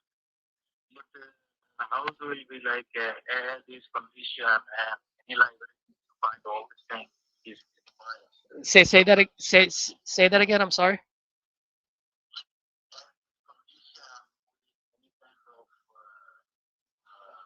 violation, city violation, there are some violation also. Everything, the buyer will take it. Yeah, so that's a good question. So here's how a process works, right?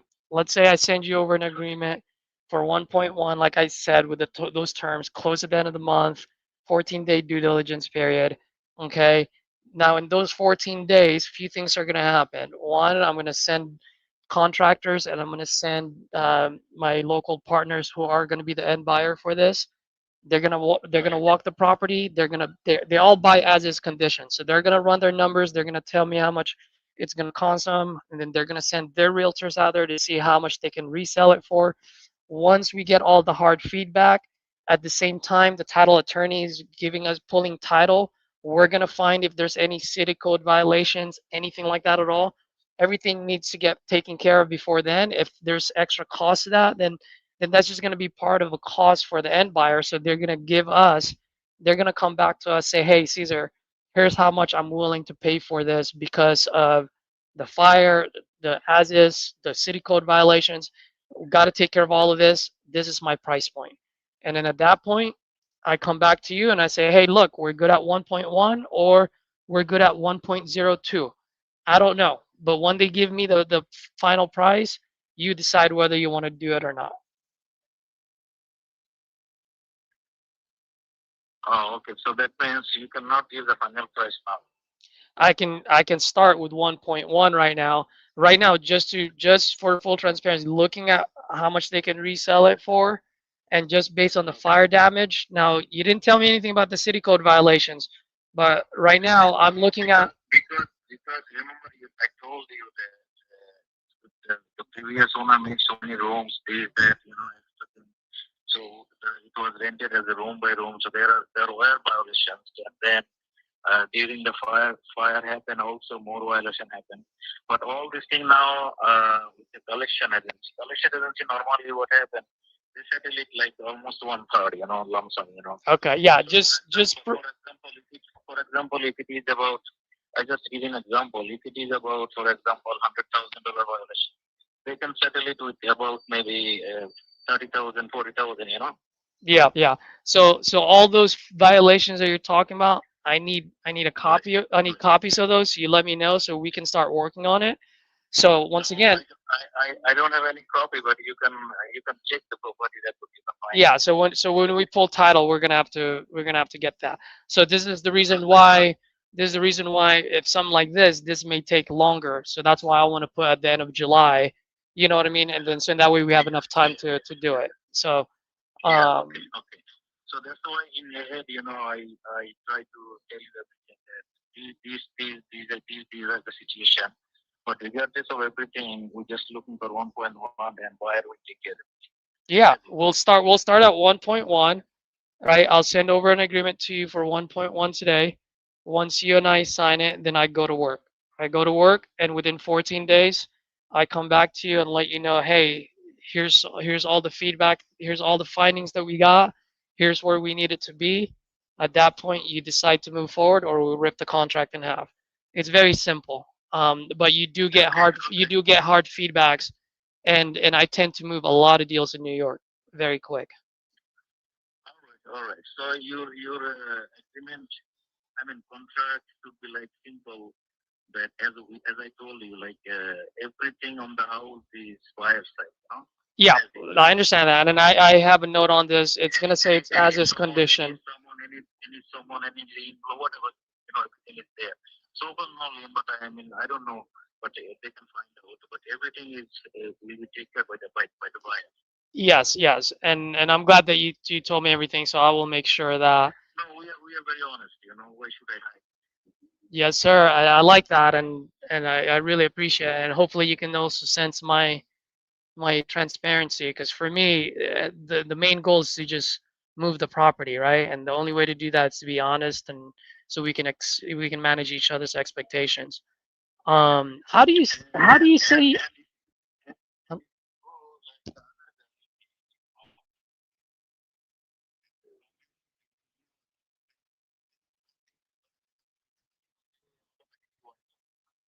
Yeah, yeah, yeah, yeah. All right. So let me ask you, because how do you pronounce your name?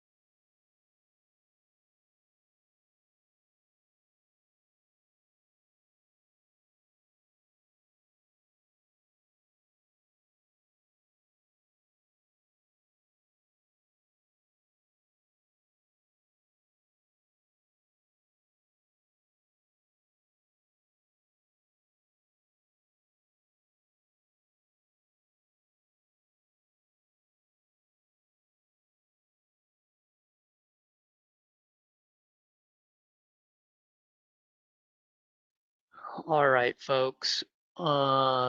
So I saw a pretty much gutted property for 1.3 in that neighborhood. Um, so I'm okay with that. And he knows that it's probably going to be in the 900s, which will give me a lot of room to discuss later, um, if we need to do a price drop. All right, so let me get all of this stuff here.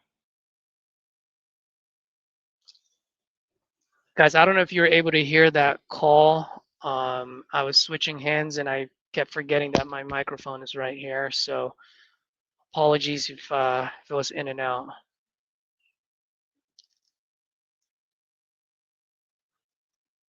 Let me know if you guys have any questions about that call. Man, you guys are pretty quiet today. Jairo, what up, buddy?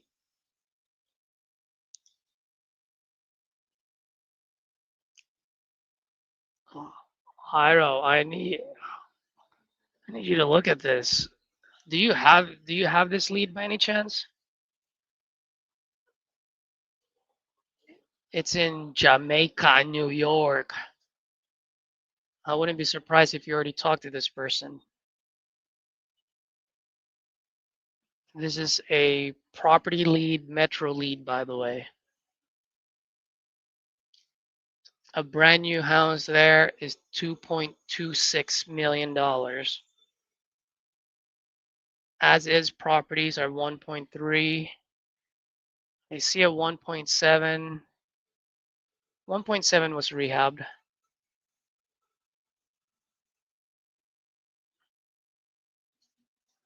Oh, is that Queens?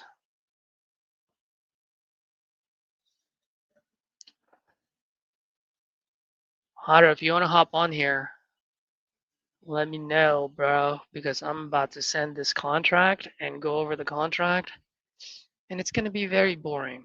So it would be nice if they can hear you talk, bro.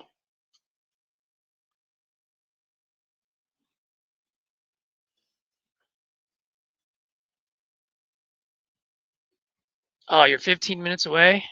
Hyro, you want to take a look at it, do a walkthrough on this?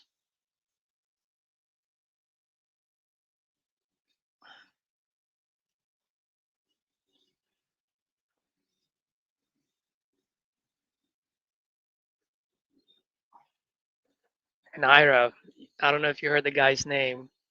Definitely no NEPQ on this one. This is one of those transactional, hit 'em dead between the eyes kind of deal. Have to.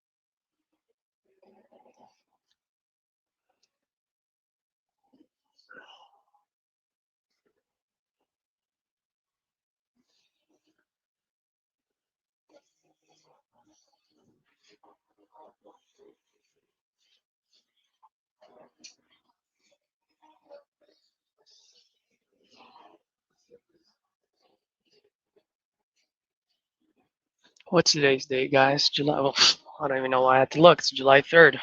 Duh.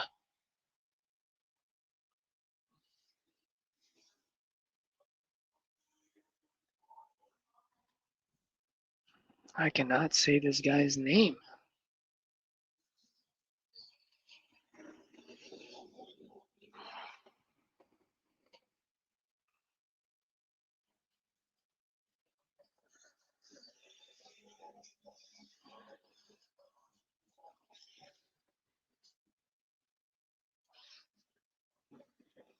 Shit, there is one thing I didn't look. Better have not been on the market. I'm gonna be pissed if it was. Oh, thank you, Lord. Hallelujah.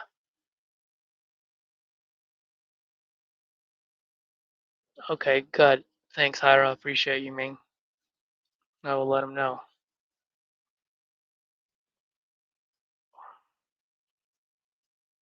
I'm locking it up. It's too big of a price point for me not to take a shot, Hyra. If I did this correctly, it would be about $100,000 assignment fee. That is if I did this correctly.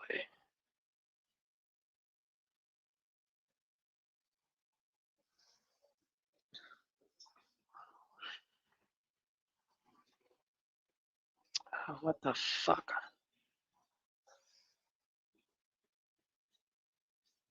Mm,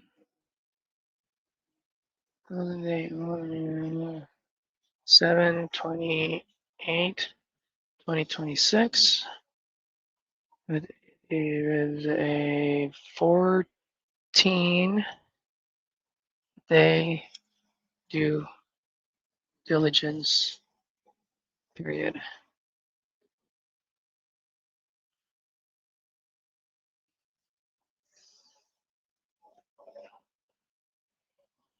Negotiation based on condition, boom, boom, boom, assignment disclosure. That allows me to sign it. And that Hills, New York, times of the essence, XVR Property Group, LLC.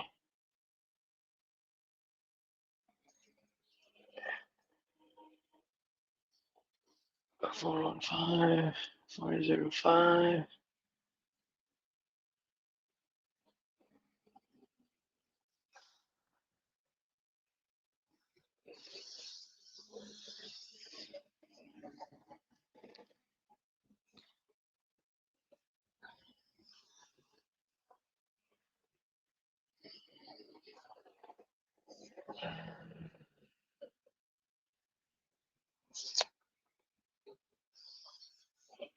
Getting signed first. Yep. Of course.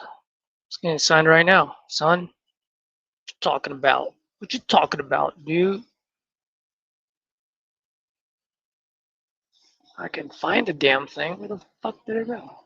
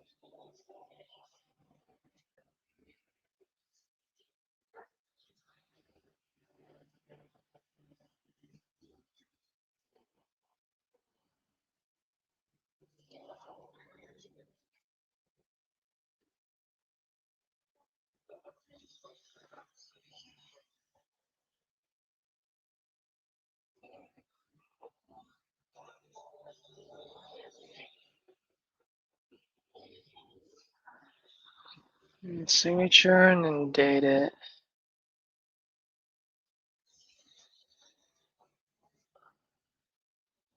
Month, day, and year. Today's date.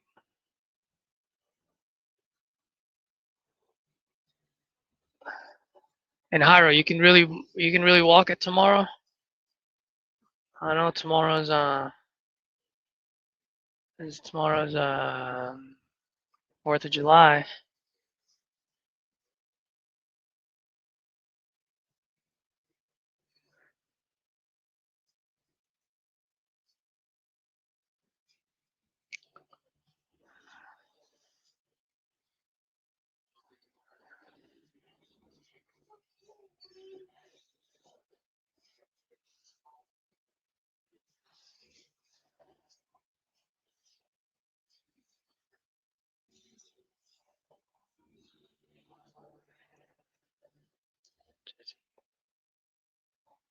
Just emailed you.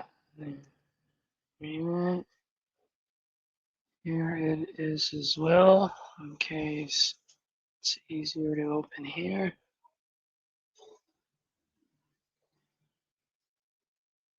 Call you shortly.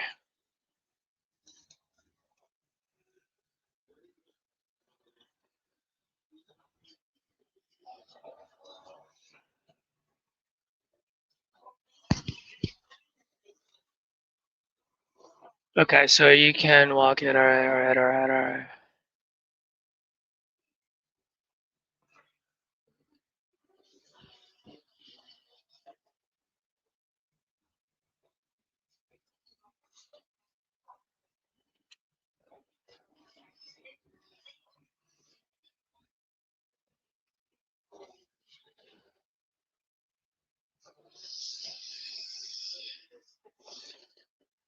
Oh yeah, dude. There's 1.1 that is gutted, boarded up, sold for 1.1 million.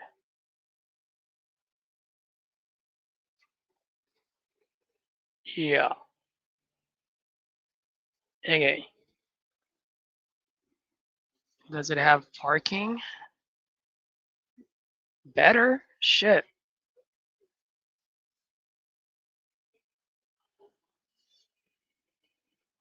Yeah. I'm gonna give this guy a call right now. Oh, he just opened it too. Let's fucking go, baby.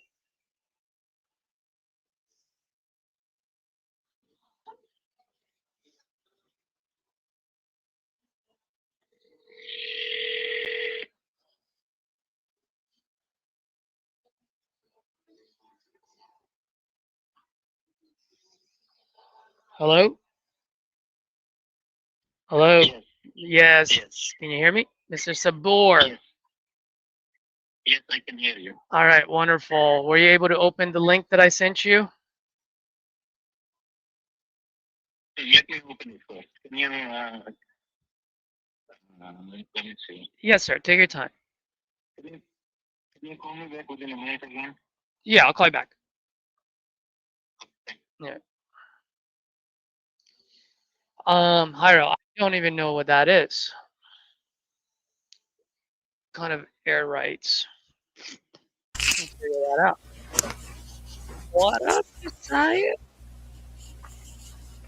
Hey, Glad you hopped on. I have about another 40 minutes to an hour.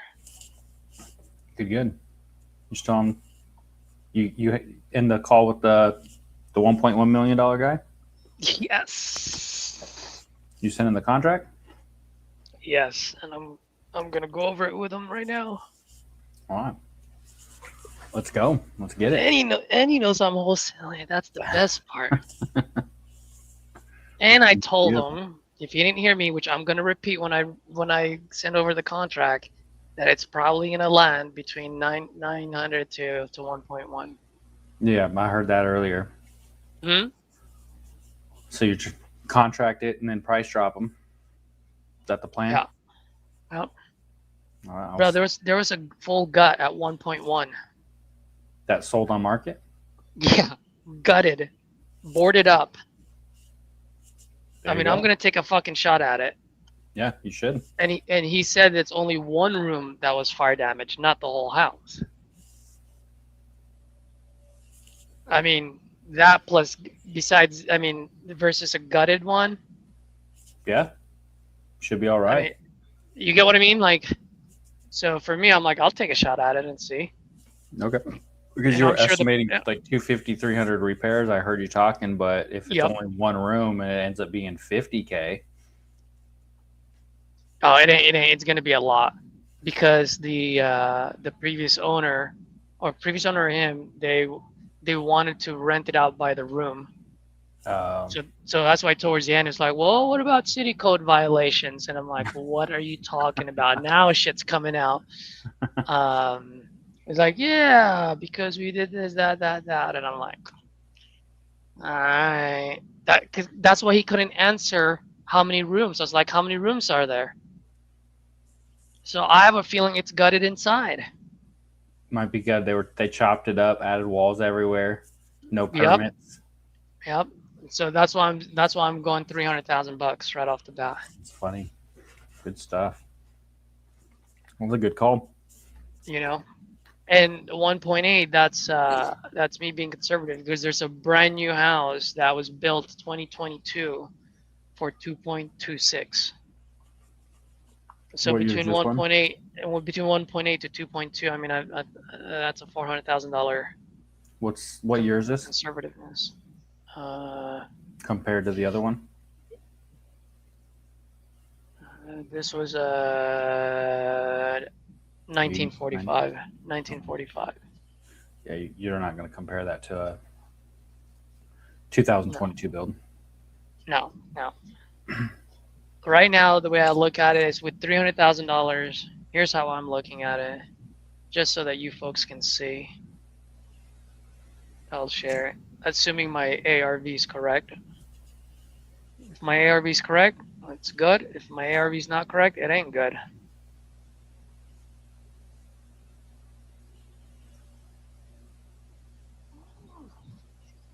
That's how I have it right now. Okay, that's fair. That's pretty fair. I mean, on something like this in California, they'll take this all day long. Yep. All day long. There you go. So, and I used California prices. Oh shit! Look at this. I didn't even realize I put 3,500 on the square foot.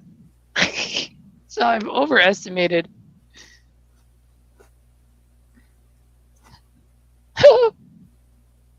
For a full gut, now it's 200, not 300.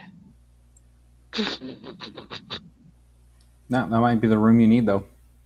That's what I'm saying. It might be the room that I Might be the need. room you need. Yep, exactly. All right, let me call this guy. Hey, if you're gonna make calls, I'll mute myself because it's just gonna be a contract.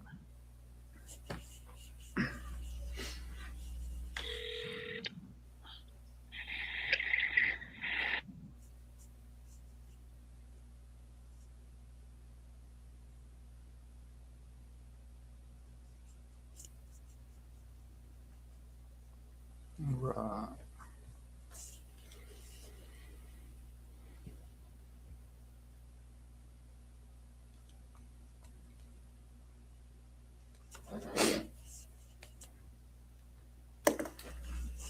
We'll start dialing. Hi, if you record your name and reason for calling, I'll see if this person is available. Josiah Wilson, Western Avenue, Orange, Texas.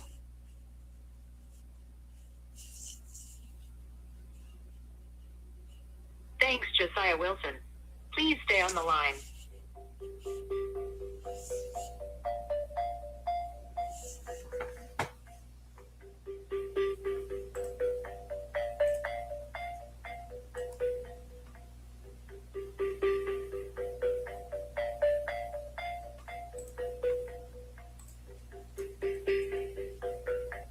I'm sorry, this person is not available. If you would like to leave an additional message, please reply after the tone.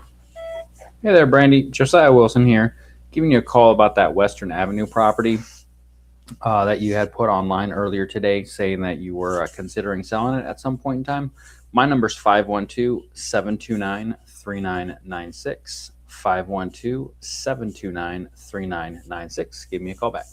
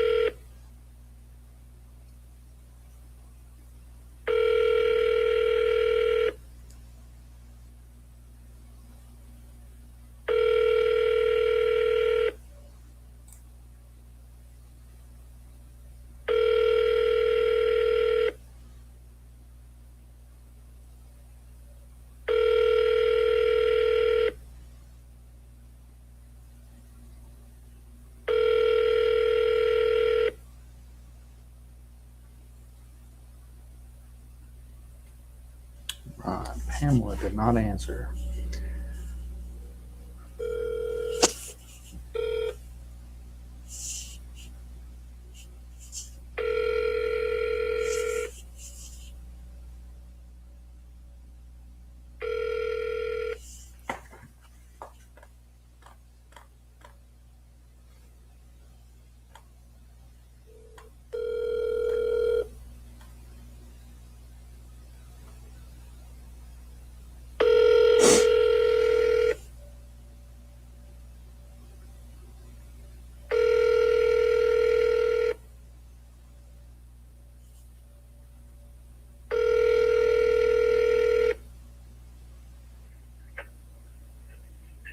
You reached my voicemail. Unfortunately, I'm unavailable to use your call at this present time. Please feel free to leave your name and your number and a detailed message. I'll call you my earliest convenience. Thanks and have a wonderful day. Stephanie, Josiah Wilson here, giving you a call about that Old Town Road property. I'm actually in the same town. It looks like you put your information in on my website stating that you were looking to sell that property at some point in time. My number is 512-729-3996. 512-729-3996. Would love to talk to you about that and see if we can work something out. That one's just down the street from me.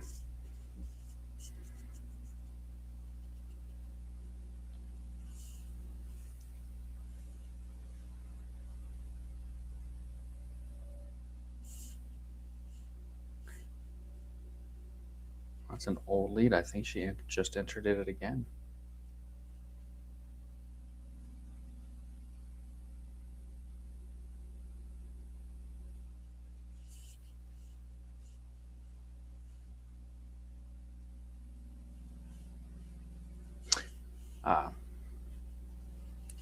Wrong category.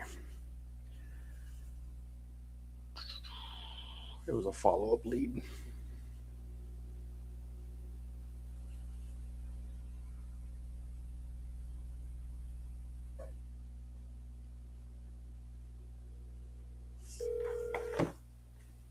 Call has been forwarded to an automated voice messaging system. 92821911188 is not available. At the tone, please record your message. When you've finished recording, you may hang up or press 1 for more options. To leave a callback number, press 5. Donald, Josiah here. Hey, giving you a call about that La Jolla property there. This is Josiah Wilson, otherwise known as Tex. Give me a call back on that, seeing if you're looking to sell still. 512-729-3996. 512-729-3996.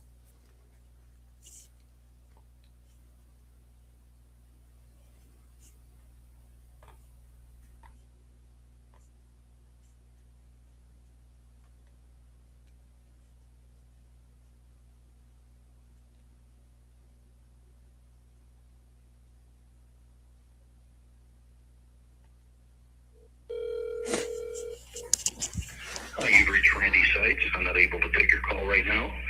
Please leave me your name, telephone number, and I'll get back to you as soon as I can. At the tone, please record your message. When you've finished recording, you may hang up or press 1 for more options. Hi, Randy. Josiah Wilson here. Giving you a call about that East Inez Street in Beeville, Texas. My number's 512-729-3996. 512-729-3996. I'm looking forward to speaking with you.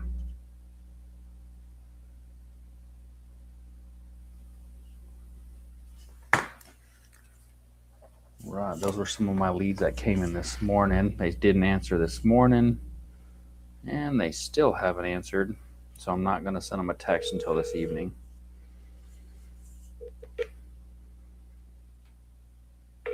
Your call has been forwarded to voicemail. The person you're trying to reach is not available. At the tone, please record your message. When you have finished recording, you may hang up. Irma, Josiah Wilson here, giving you a call about that Barrel Oak Drive property. My number's 512-729-3996. 512-729-3996. If you do have some time today, give me a call back and let's discuss. Looks like you are looking to sell that, and I am still looking to buy. Talk to you soon.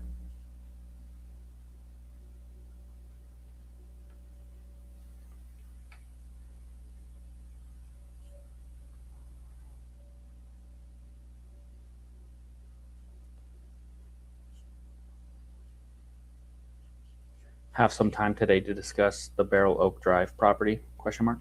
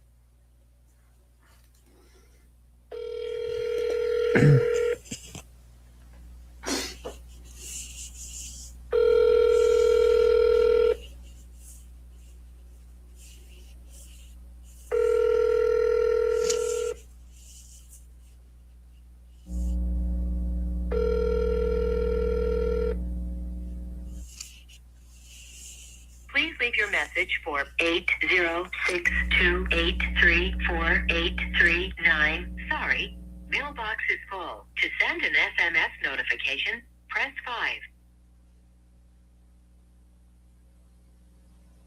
Mailbox full.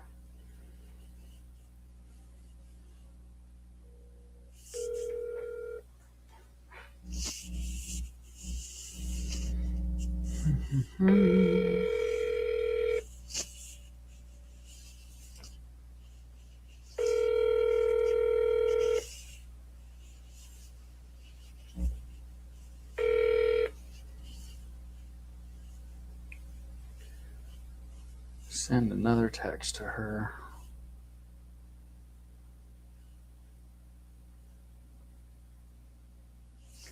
Good afternoon, period.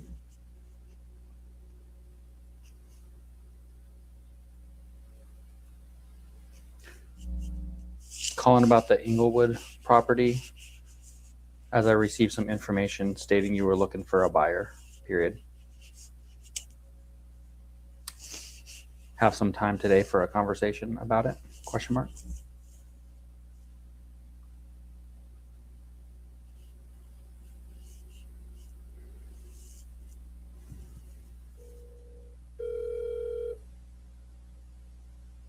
Your call has been forwarded to voicemail.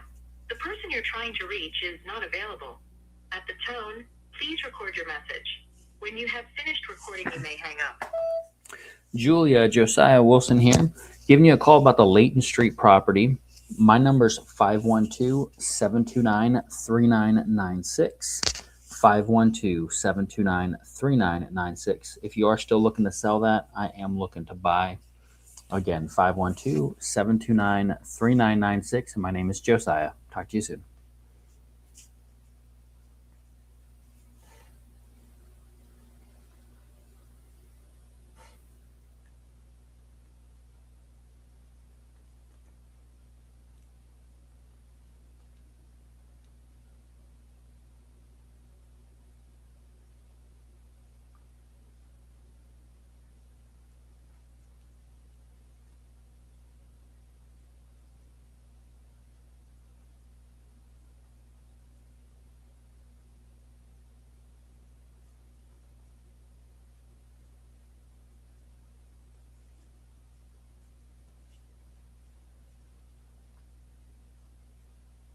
Next.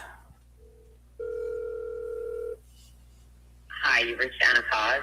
I can't get to the phone right now, but if you leave me a detailed message, I will be happy to return your call. Thank you. At the tone, please record your message. When you've finished recording, you may hang up or press 1 for more options. Hi, Anna. Josiah Wilson here, giving you a call about that County Road 240 property you entered into my website, stating that you were considering selling it. My number is 512-729-3996. Name's Josiah Wilson, and that number again is 512-729-3996. We'll talk to you soon, Anna.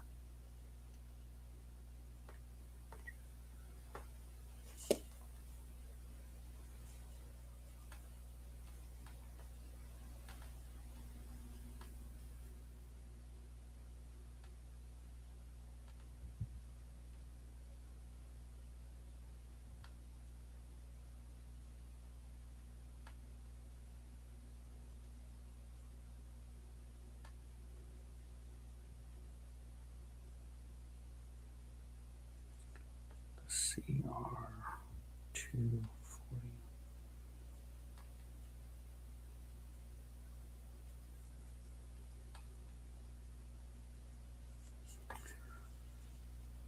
Keep it going, Vicky. Maybe Vicky will answer.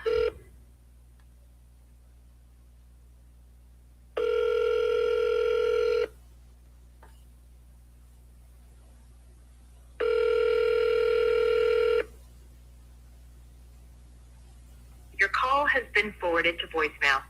The person you're trying to reach is not available. At the tone, please record your message. When you have finished recording, you may hang up. Hi, Vicky. Josiah Wilson here. Hey, giving you a call about that Field Crossing property that you had entered into our website. My number is 512-729-3996. 512-729-3996.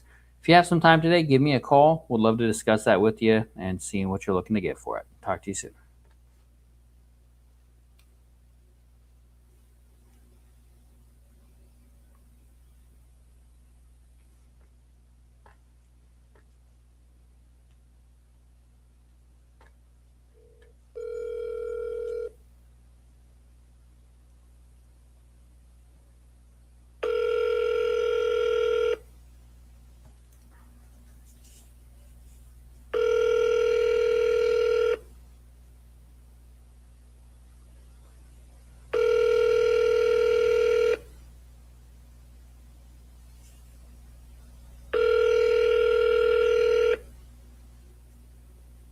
Your call has been forwarded to voicemail.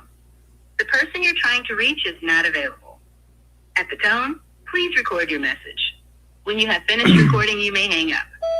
Shubha, Josiah Wilson here. 512-729-3996 is my phone number. 512-729-3996.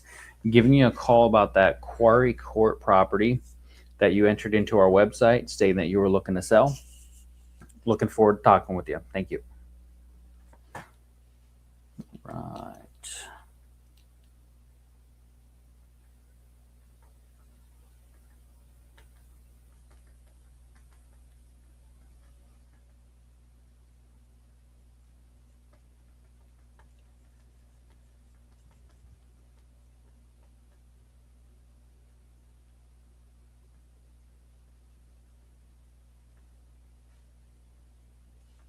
Quarry Court. How do I spell it? Quarry.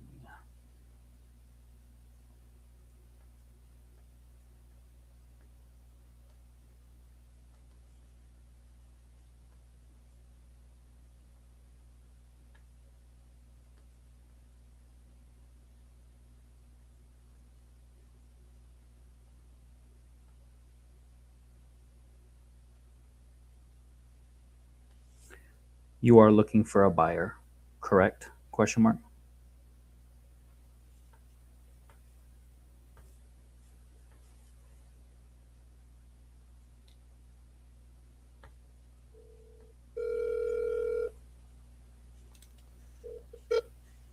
Hi, you've reached Chelsea. Leave a message at the tone, and I will call you back. Have a great day. Bye.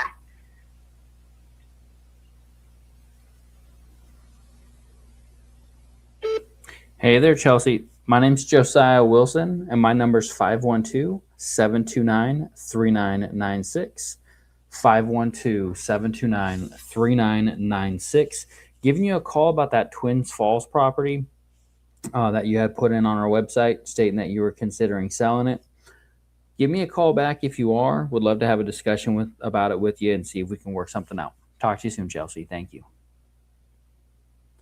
Ba-ba-ba.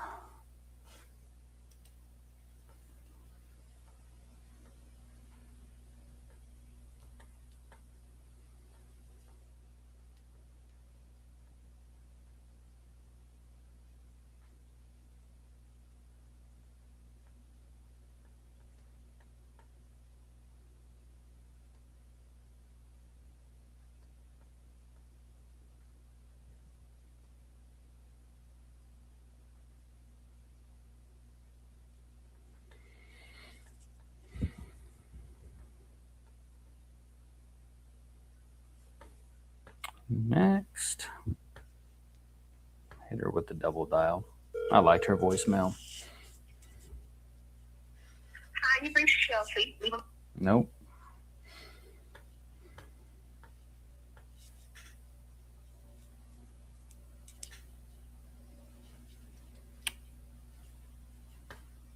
Come on, Cindy. If you record your name and reason for calling, I'll see if this person is available. Josiah Wilson. I want to buy Stony Island Drive.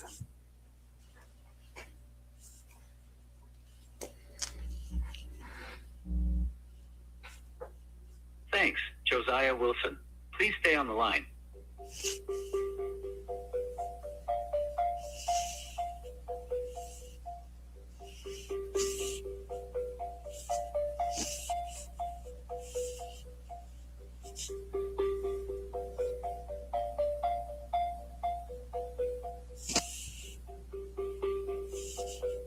I'm sorry, this person is not available. If you would like to leave an additional message, please reply after the tone.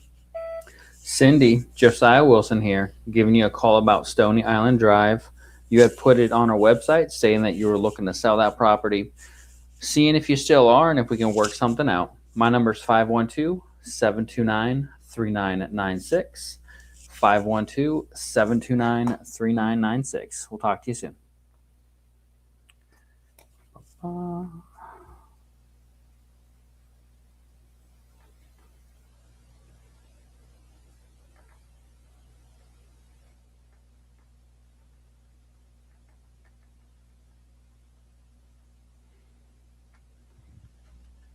Is today a good day to talk about the Stony Island Drive property? Question mark.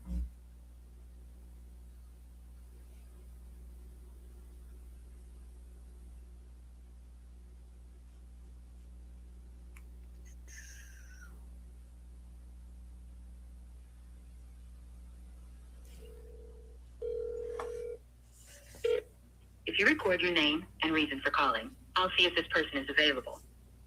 Josiah Wilson calling for Ann Halbert.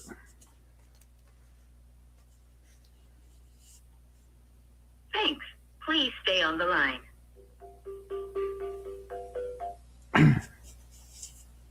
Oh, she didn't want to. She did not want to talk. Double If dial. you record your name and reason for calling, I'll see if this person is available.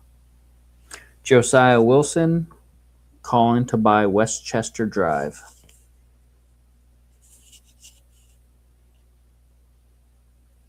Thanks, Josiah Wilson. Please stay on the line.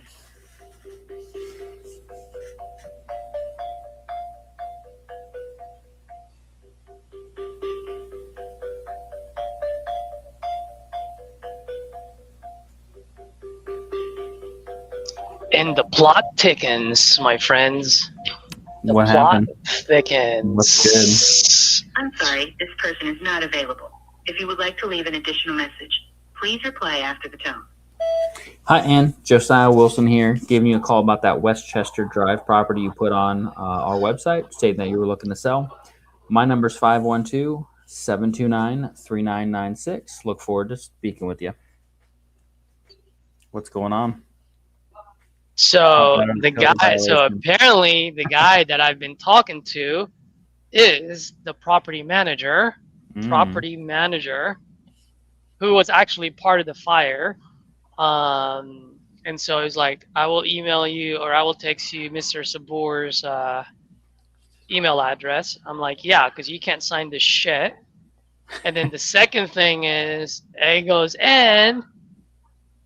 goes, to save taxes, we want the sale to show up as $500,000 and the other $500,000 in cash. I'm like, well, buddy, I don't know if that's gonna happen, but that's gonna be up to the end buyer and you, because it's gonna go through the title.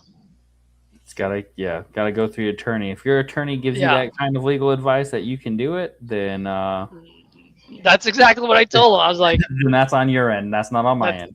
That's exactly what. And he goes, yeah. He goes, that happens all the time here. I said, okay. I'm like, whatever, dude. That's probably why you're in the predicament you're in, because you're doing shady crap, and so you got doing. you got These code guys are- violations and other things because you're These guys are continuing your doing shady shadiness. crap. So- Oh, and you want to hear something funny? yeah, I'm always down for a good laugh. So he was like, yes, I already have a local investor here ready to pay us $1 million. So I told him, so that's why you kept talking to me, because you knew I had my numbers correct. He was like, yeah, you were right on the money on the 1 million. I'm like, that's the price point. And he goes, now I know. So he goes, yeah, so if I can beat that, Mr. Sabor is going to be happy, right? He was like, yes. I'm like, all right, let's see how close we can get you to that 1.1. But just know there's a good chance it's going to come down. There you go. That's great. Good So if that's the conversation. case, 1.010. Some K's better than no K, right? That's right. That's right. Hey, anything that I anything that I offer can be paid for whatever taxes, prorated utilities, city code. You know what I mean? Like, Yep. right? You do that. Let's say everything is 30,000 bucks. All right, then we pay 1.03 You know here. that other investor said, "Hey, there's a comp on the market for 1 million. I'm willing to pay you what the market paid you." And then he's not looking into anything else about it. Like he could probably pay $1.5 million, but he's just like, "You got no other options here. I'll just pay you what that comp said." That's exactly what it was. That's what I'd do. Yep. I'd be that guy. Yep. Good stuff. Well, I'm having no luck on my connection rates today. Yesterday, I dialed 60. I had 19 connections. Call has been forwarded to voicemail. 60 double The dials. person you're trying to reach is not available. Now I'm calling fresh At the tone, leads, and I'm not please record getting your nothing. message. When you have finished recording, you may hang up. Mr. Lee, Josiah Wilson here, giving you a call about the property there on Murphy Road. My number's 512-729-3996. 512-729-3996. Looking forward to speaking with you.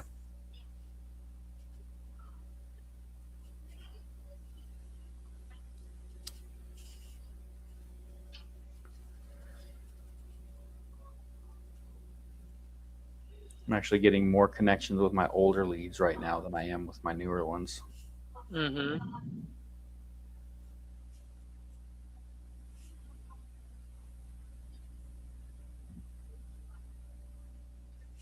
You are looking for a buyer, correct? Question mark.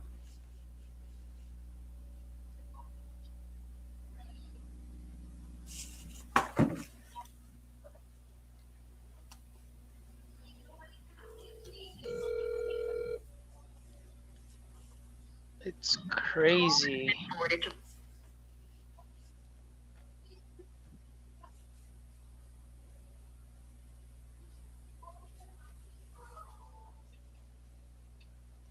Mary texted me back. Called me back.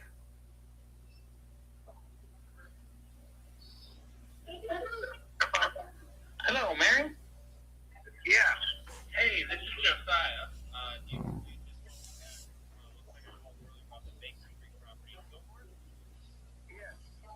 Oh, this guy said he wasn't even interested in selling it.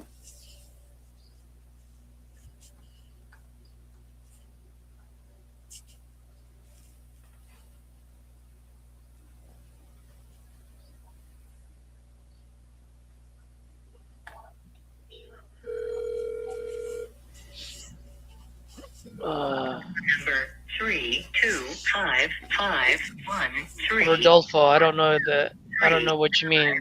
Is the profit calculator for fix and flip project straightforward? At the tone, please record your message. When you've finished I recording, think so. It's just numbers. So what other nuances?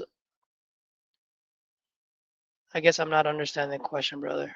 So if you can elaborate, that would be great.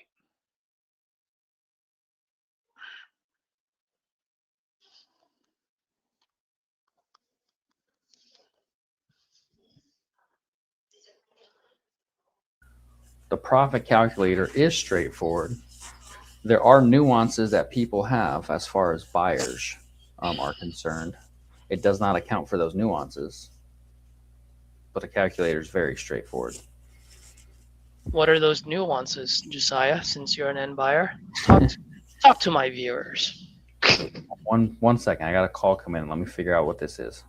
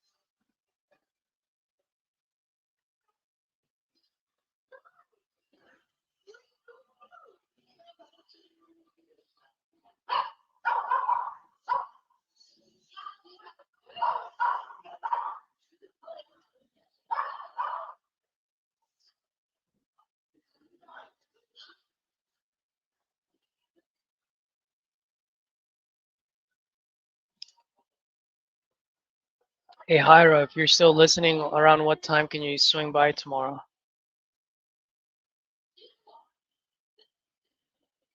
It's percentages, equity. Well, a couple of things. I don't know how to answer that question, Rodolfo.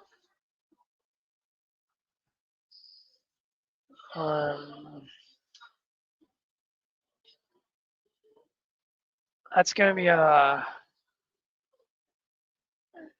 feel free to call me, bro, or DM me on Facebook or Instagram, and then if you have my number ready, just give me a call sometime today or this weekend. I'll explain.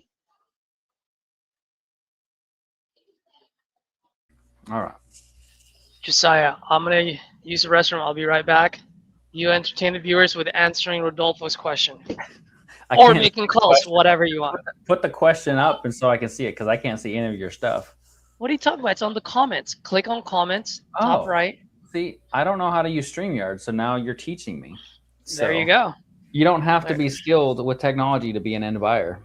That's right. That's what that's good. I had no clue. Air rights. Hyro, you got a lot of questions, bro. Queens, fire call. Rodolfo, as percentages, equity, or comparables to consider. I mean, it's the calculator. So, I mean, it's got 5% holding costs in there. It's got, I think that's closing and holding costs. It's got a 7%. I'll have to pull up the calculator. I use my own for fix and flips because I put 6% holding, and you can adjust it to different areas as percentages, equity, or comparables to consider. So it budgets for your end buyer's profit when you see that in the photos that he puts up. It budgets profit or estimated profit for your end buyer as on averages. So what it's not going to calculate for, so let's say my lenders are 10 and 2, and that's kind of standard. You can probably get some 9 and 1. You probably get some 8 and 2. That's 8% interest, 2 points, or I've got a good lender who he makes it super, super easy for me. It's 10 and 2. So my calculator budgets for that. Now, if I go look on days on markets, and you're expecting maybe a 12-month hold because it's a gut job, like now you have to calculate that extra hold cost in there. There might be some nuances in that calculator where it's not budgeting for a long-term hold or a long-term renovation, and it probably averages for a 6-month. So you might have to add some extra costs into something like that. Or with the interest rates, if an average is 10 and 2 for holding costs for the loan, however, a new buyer's out there and you find a new buyer and their rate's like 14 and 2, like they're like true hard money, 14 and 2. It might not account for that because it's going off of an industry average. So you're going to have some nuances with buyers where you're going to to pinpoint it, to nail it on the head. That's not the purpose of it. The purpose of it is to get in what in titanium we call the web, which is where end buyers buy. You want to get close. It's not an exact formula. You want to get close to it. And then there's definitely going to be some nuances. You're going to get some people who are willing to pay higher, some people who are much lower. And then you get that buyer feedback, bring it back to your seller and adjust from there and price drop from there if you need to. So the big thing is get close. You don't have to have it pinpoint and perfect. That's where you have that discussion up front about the repairs. Like if we find some extra things, you just saw that in Caesar's call. Oh, now we got code enforcement issues. Well, he didn't say that up front. So we would have, if he didn't say anything on this call, you dive into it and it's going to be on the next call. So you're not trying to account for every little thing. You're trying to get very close see if you can negotiate off of that number and then adjust as necessary to get it across the finish line.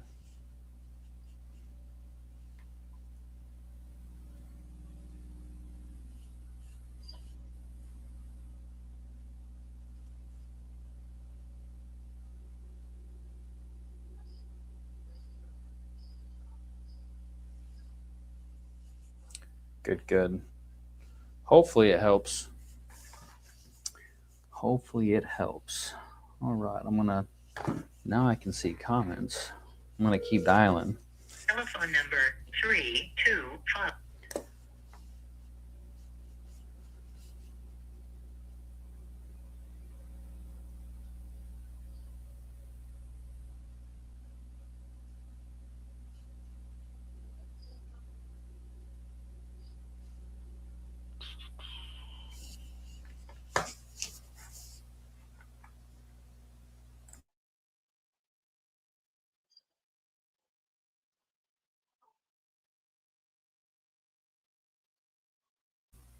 I had to mute myself for a spam call.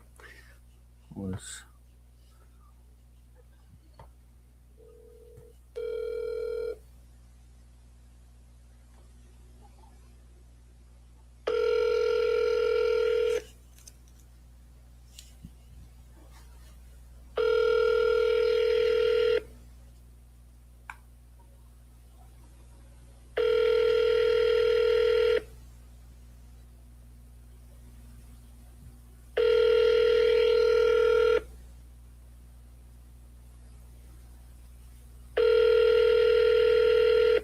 8, 3, 2, 4, 7, 3 is not available. Daryl, Josiah Wilson here, giving you a call about that Avocet Avenue property. My number is 512-729-3996, 512-729-3996. If you are looking to sell, I am looking to buy, give me a call. Everyone, make sure to spam text Josiah. Just kidding. I get plenty enough of it, so Heck, whatever. yeah. Add it up with all the insurance agencies. Since I'm a licensed agent, real estate agent, I get bombarded with spam. It's ridiculous. Hello, is Daryl available? Hey, Daryl. This is Josiah Wilson. I was giving you a call about that Avocet Avenue property that you had entered on our website, stating you were looking to sell. Looking to sell? Yeah, I got some information that you were looking to sell the property there. Well, I'm not anymore. I was very serious about to sell it. Okay. Because my health, I thought I was suddenly in a spot where I was going to have to go into assisted living. Okay. But I don't have to do that now. So I'm staying in my home. So I'm not selling. Okay. Okay. That sounds good. I appreciate it, Daryl. Thank you. Bye. I forgot to put a note on it last night. I actually talked to him yesterday. I'll put him in long-term follow-up. Yup. That's what happens. I was blowing and going and forgot to do my part. That didn't sound right, Josiah. Blowing and going.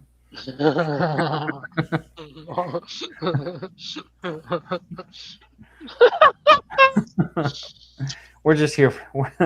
Do you know who Dusty Slay is? Have you seen? Like, he's a comedian. He popped in my Facebook feed when he's like, "We're having a good time tonight."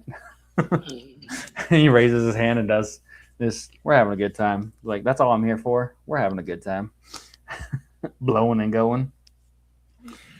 Well, give Caesar a laugh. That's definitely going on a post. Quote of the day by none other than Josiah Wilson. There we go.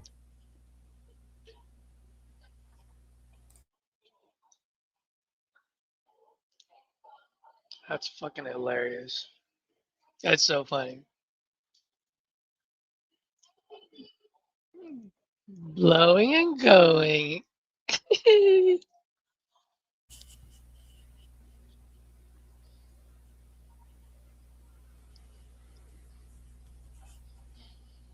All right, we have a note added. Now we're going in long-term follow-up, so I don't make that mistake again. Yep.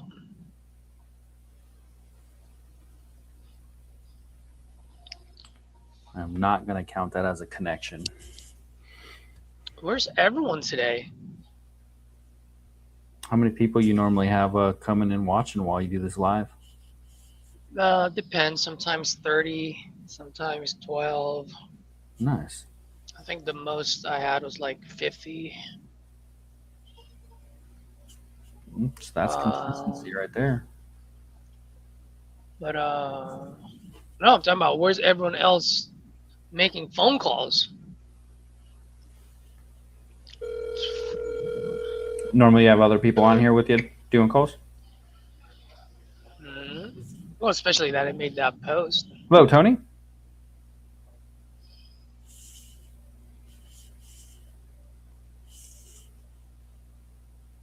Hello, Tony. It sounded like it connected and they picked up.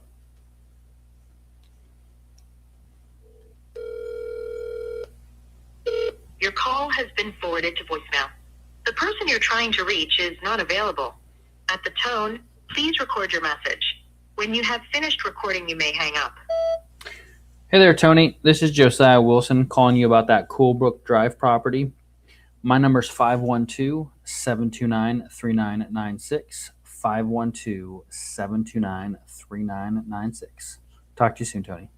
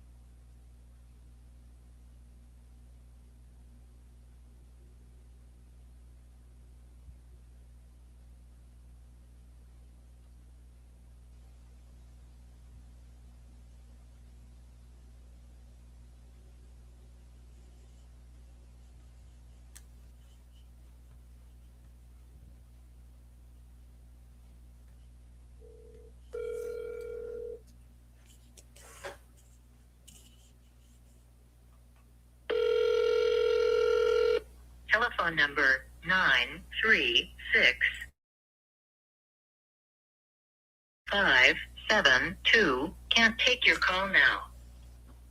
At the tone, please record your message. When you've finished recording, simply hang up or press pound for further options.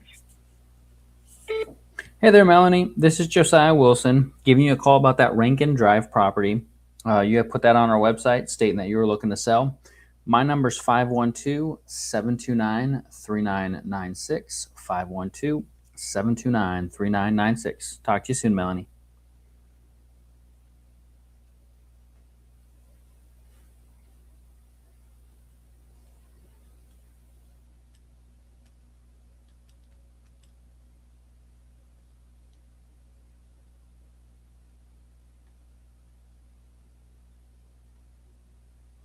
Looking for a buyer for that property? Question mark.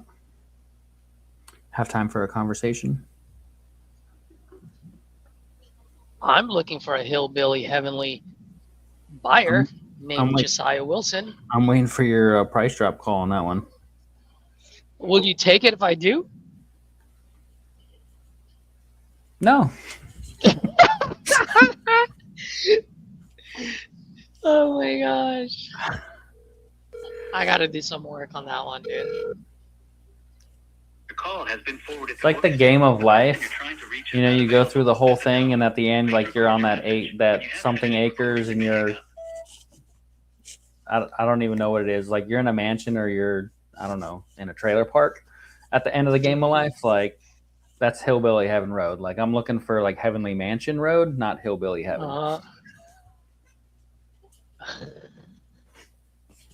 Oh my gosh. Oh, this guy is a doctor support now, huh? So if he's a doctor, that means I can search this guy. Why does that number name look familiar? Okay, completely Okay. different.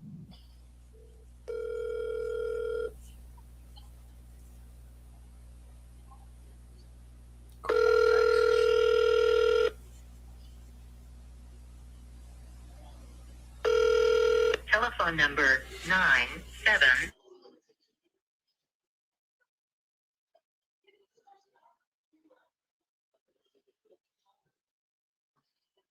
Record your message. When you've finished recording, simply hang up or press pound for further options. Hey there, Daryl. This is Josiah Wilson giving you a call about the Hidden Valley Drive property you put on my website. My number is 512-729-3996. 512-729-3996. Give me a call. Dude, my spidey senses are going up on this one. Which one? That deal. Oh, yeah. There's definitely something wrong there. You get a refund on your lead for the not being the property owner? Since it was property management? I don't know. That's a good question. I need to ask. Now that you're going But, to. I've got one I can probably get a refund on. And I was like, yeah, for the $15 and them giving me a bad status, like I'm good on this one. Exactly. Well, it was weird because I called and they're like, no, we're happy here. We didn't put any information in. It's like, must be scamming you. Unless the wife put it in and the husband, because it was the husband who was answering. So maybe the wife put it in because she's like, I want out of this hellhole. Yeah. It's like, I'm not happy here. And he's lying to me. That's probably what it is.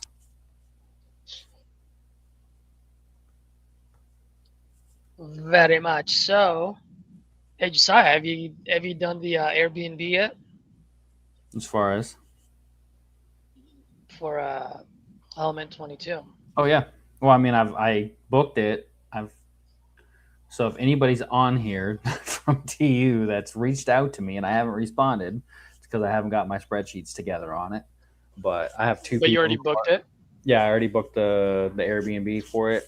I have two people who already reserved private rooms. And how many private rooms are there? There's only 3. Get me the third one then. All right. Unless you want it. If you want it, then go for it. No, dude, I'm good sleeping on the floor, man. Oh, I'm good sleeping on the floor too. How much is it for? I haven't. That's what I was getting at. Is like I haven't looked at pricing yet because the pricing went up from last year for the Airbnb. So yeah. I gotta break out the spreadsheet, but I've been dealing with like actual business stuff. Yeah. So I haven't. And then also, they're doing it on what, October 5th to 6th, right? It's the first Monday and Tuesday in October. Let me get the calendar. October, 5th and 6th. So I'm getting the Airbnb from Sunday, the 4th. So we can get it from the 1st to the 10th? Could I? Yes. Is that my plan? I wonder how much it would be. Here's the reason why. And only if people are willing to. I'm not going to pay for the whole fucking thing if I'm the only one that's going to be there. The point is, so the plan that I had was, if we go there, let's say everyone checks in on Thursday, bro, like we can have a house just making phone calls Friday and Saturday and Sunday. Just making calls, locking up deals, getting that energy going, learning from each other. Get a nice barbecue Sunday. Element 22 Monday and Tuesday. Wednesday is the golf. And then Thursday and Friday, we make phone calls, just applying what we learned during element 22. Yeah. And then everyone checks out Friday night, or I mean, if we do it all the way till Sunday or Saturday, whatever the checkout is, you know what I mean? Then everyone flies home Friday or Saturday. We'd have to have enough people who'd be willing to do it because Would be willing and able to do it. maybe there's a booking rate, like get a discount because it's at like $500 a night right now. So if they do a bigger discount, I think that's what it's at. So it's about $500 a night with cleaning. Okay. Well, dude, I mean, if we can get it down to like, I mean, if we can get, which isn't like, bad because you go to a hotel and you're at a half decent hotel, like you're not at a Motel 6, right? You're at a Comfort Suites. You're at $125 a night with taxes and stuff. So we crammed 10 people in there. That's what I'm saying. I mean, last year I think we had 16 to 20 people, so we had a bunch of people in there. Like the cost drastically goes down. The question is, how many people are willing to pay extra to stay that extra? How many people are willing to pay that extra, and how many people are willing and able to stay? Because people have families too. So correct. Like myself, I could probably swing maybe a day or two extra, but doing a 10-day stint or a 7-day, like, yeah, it's gonna be rough. That's not likely for me. Yeah, because it'd be kind of just cool to be just to hang out and learn. Because yeah, I mean, we did a lot of networking, we talked, but everything happened so fast. Yeah. You know what I mean? Whereas like, bro, like let's just make, even if it's just one day before element 22, one day after element 22, where we literally wake up and we just go to work.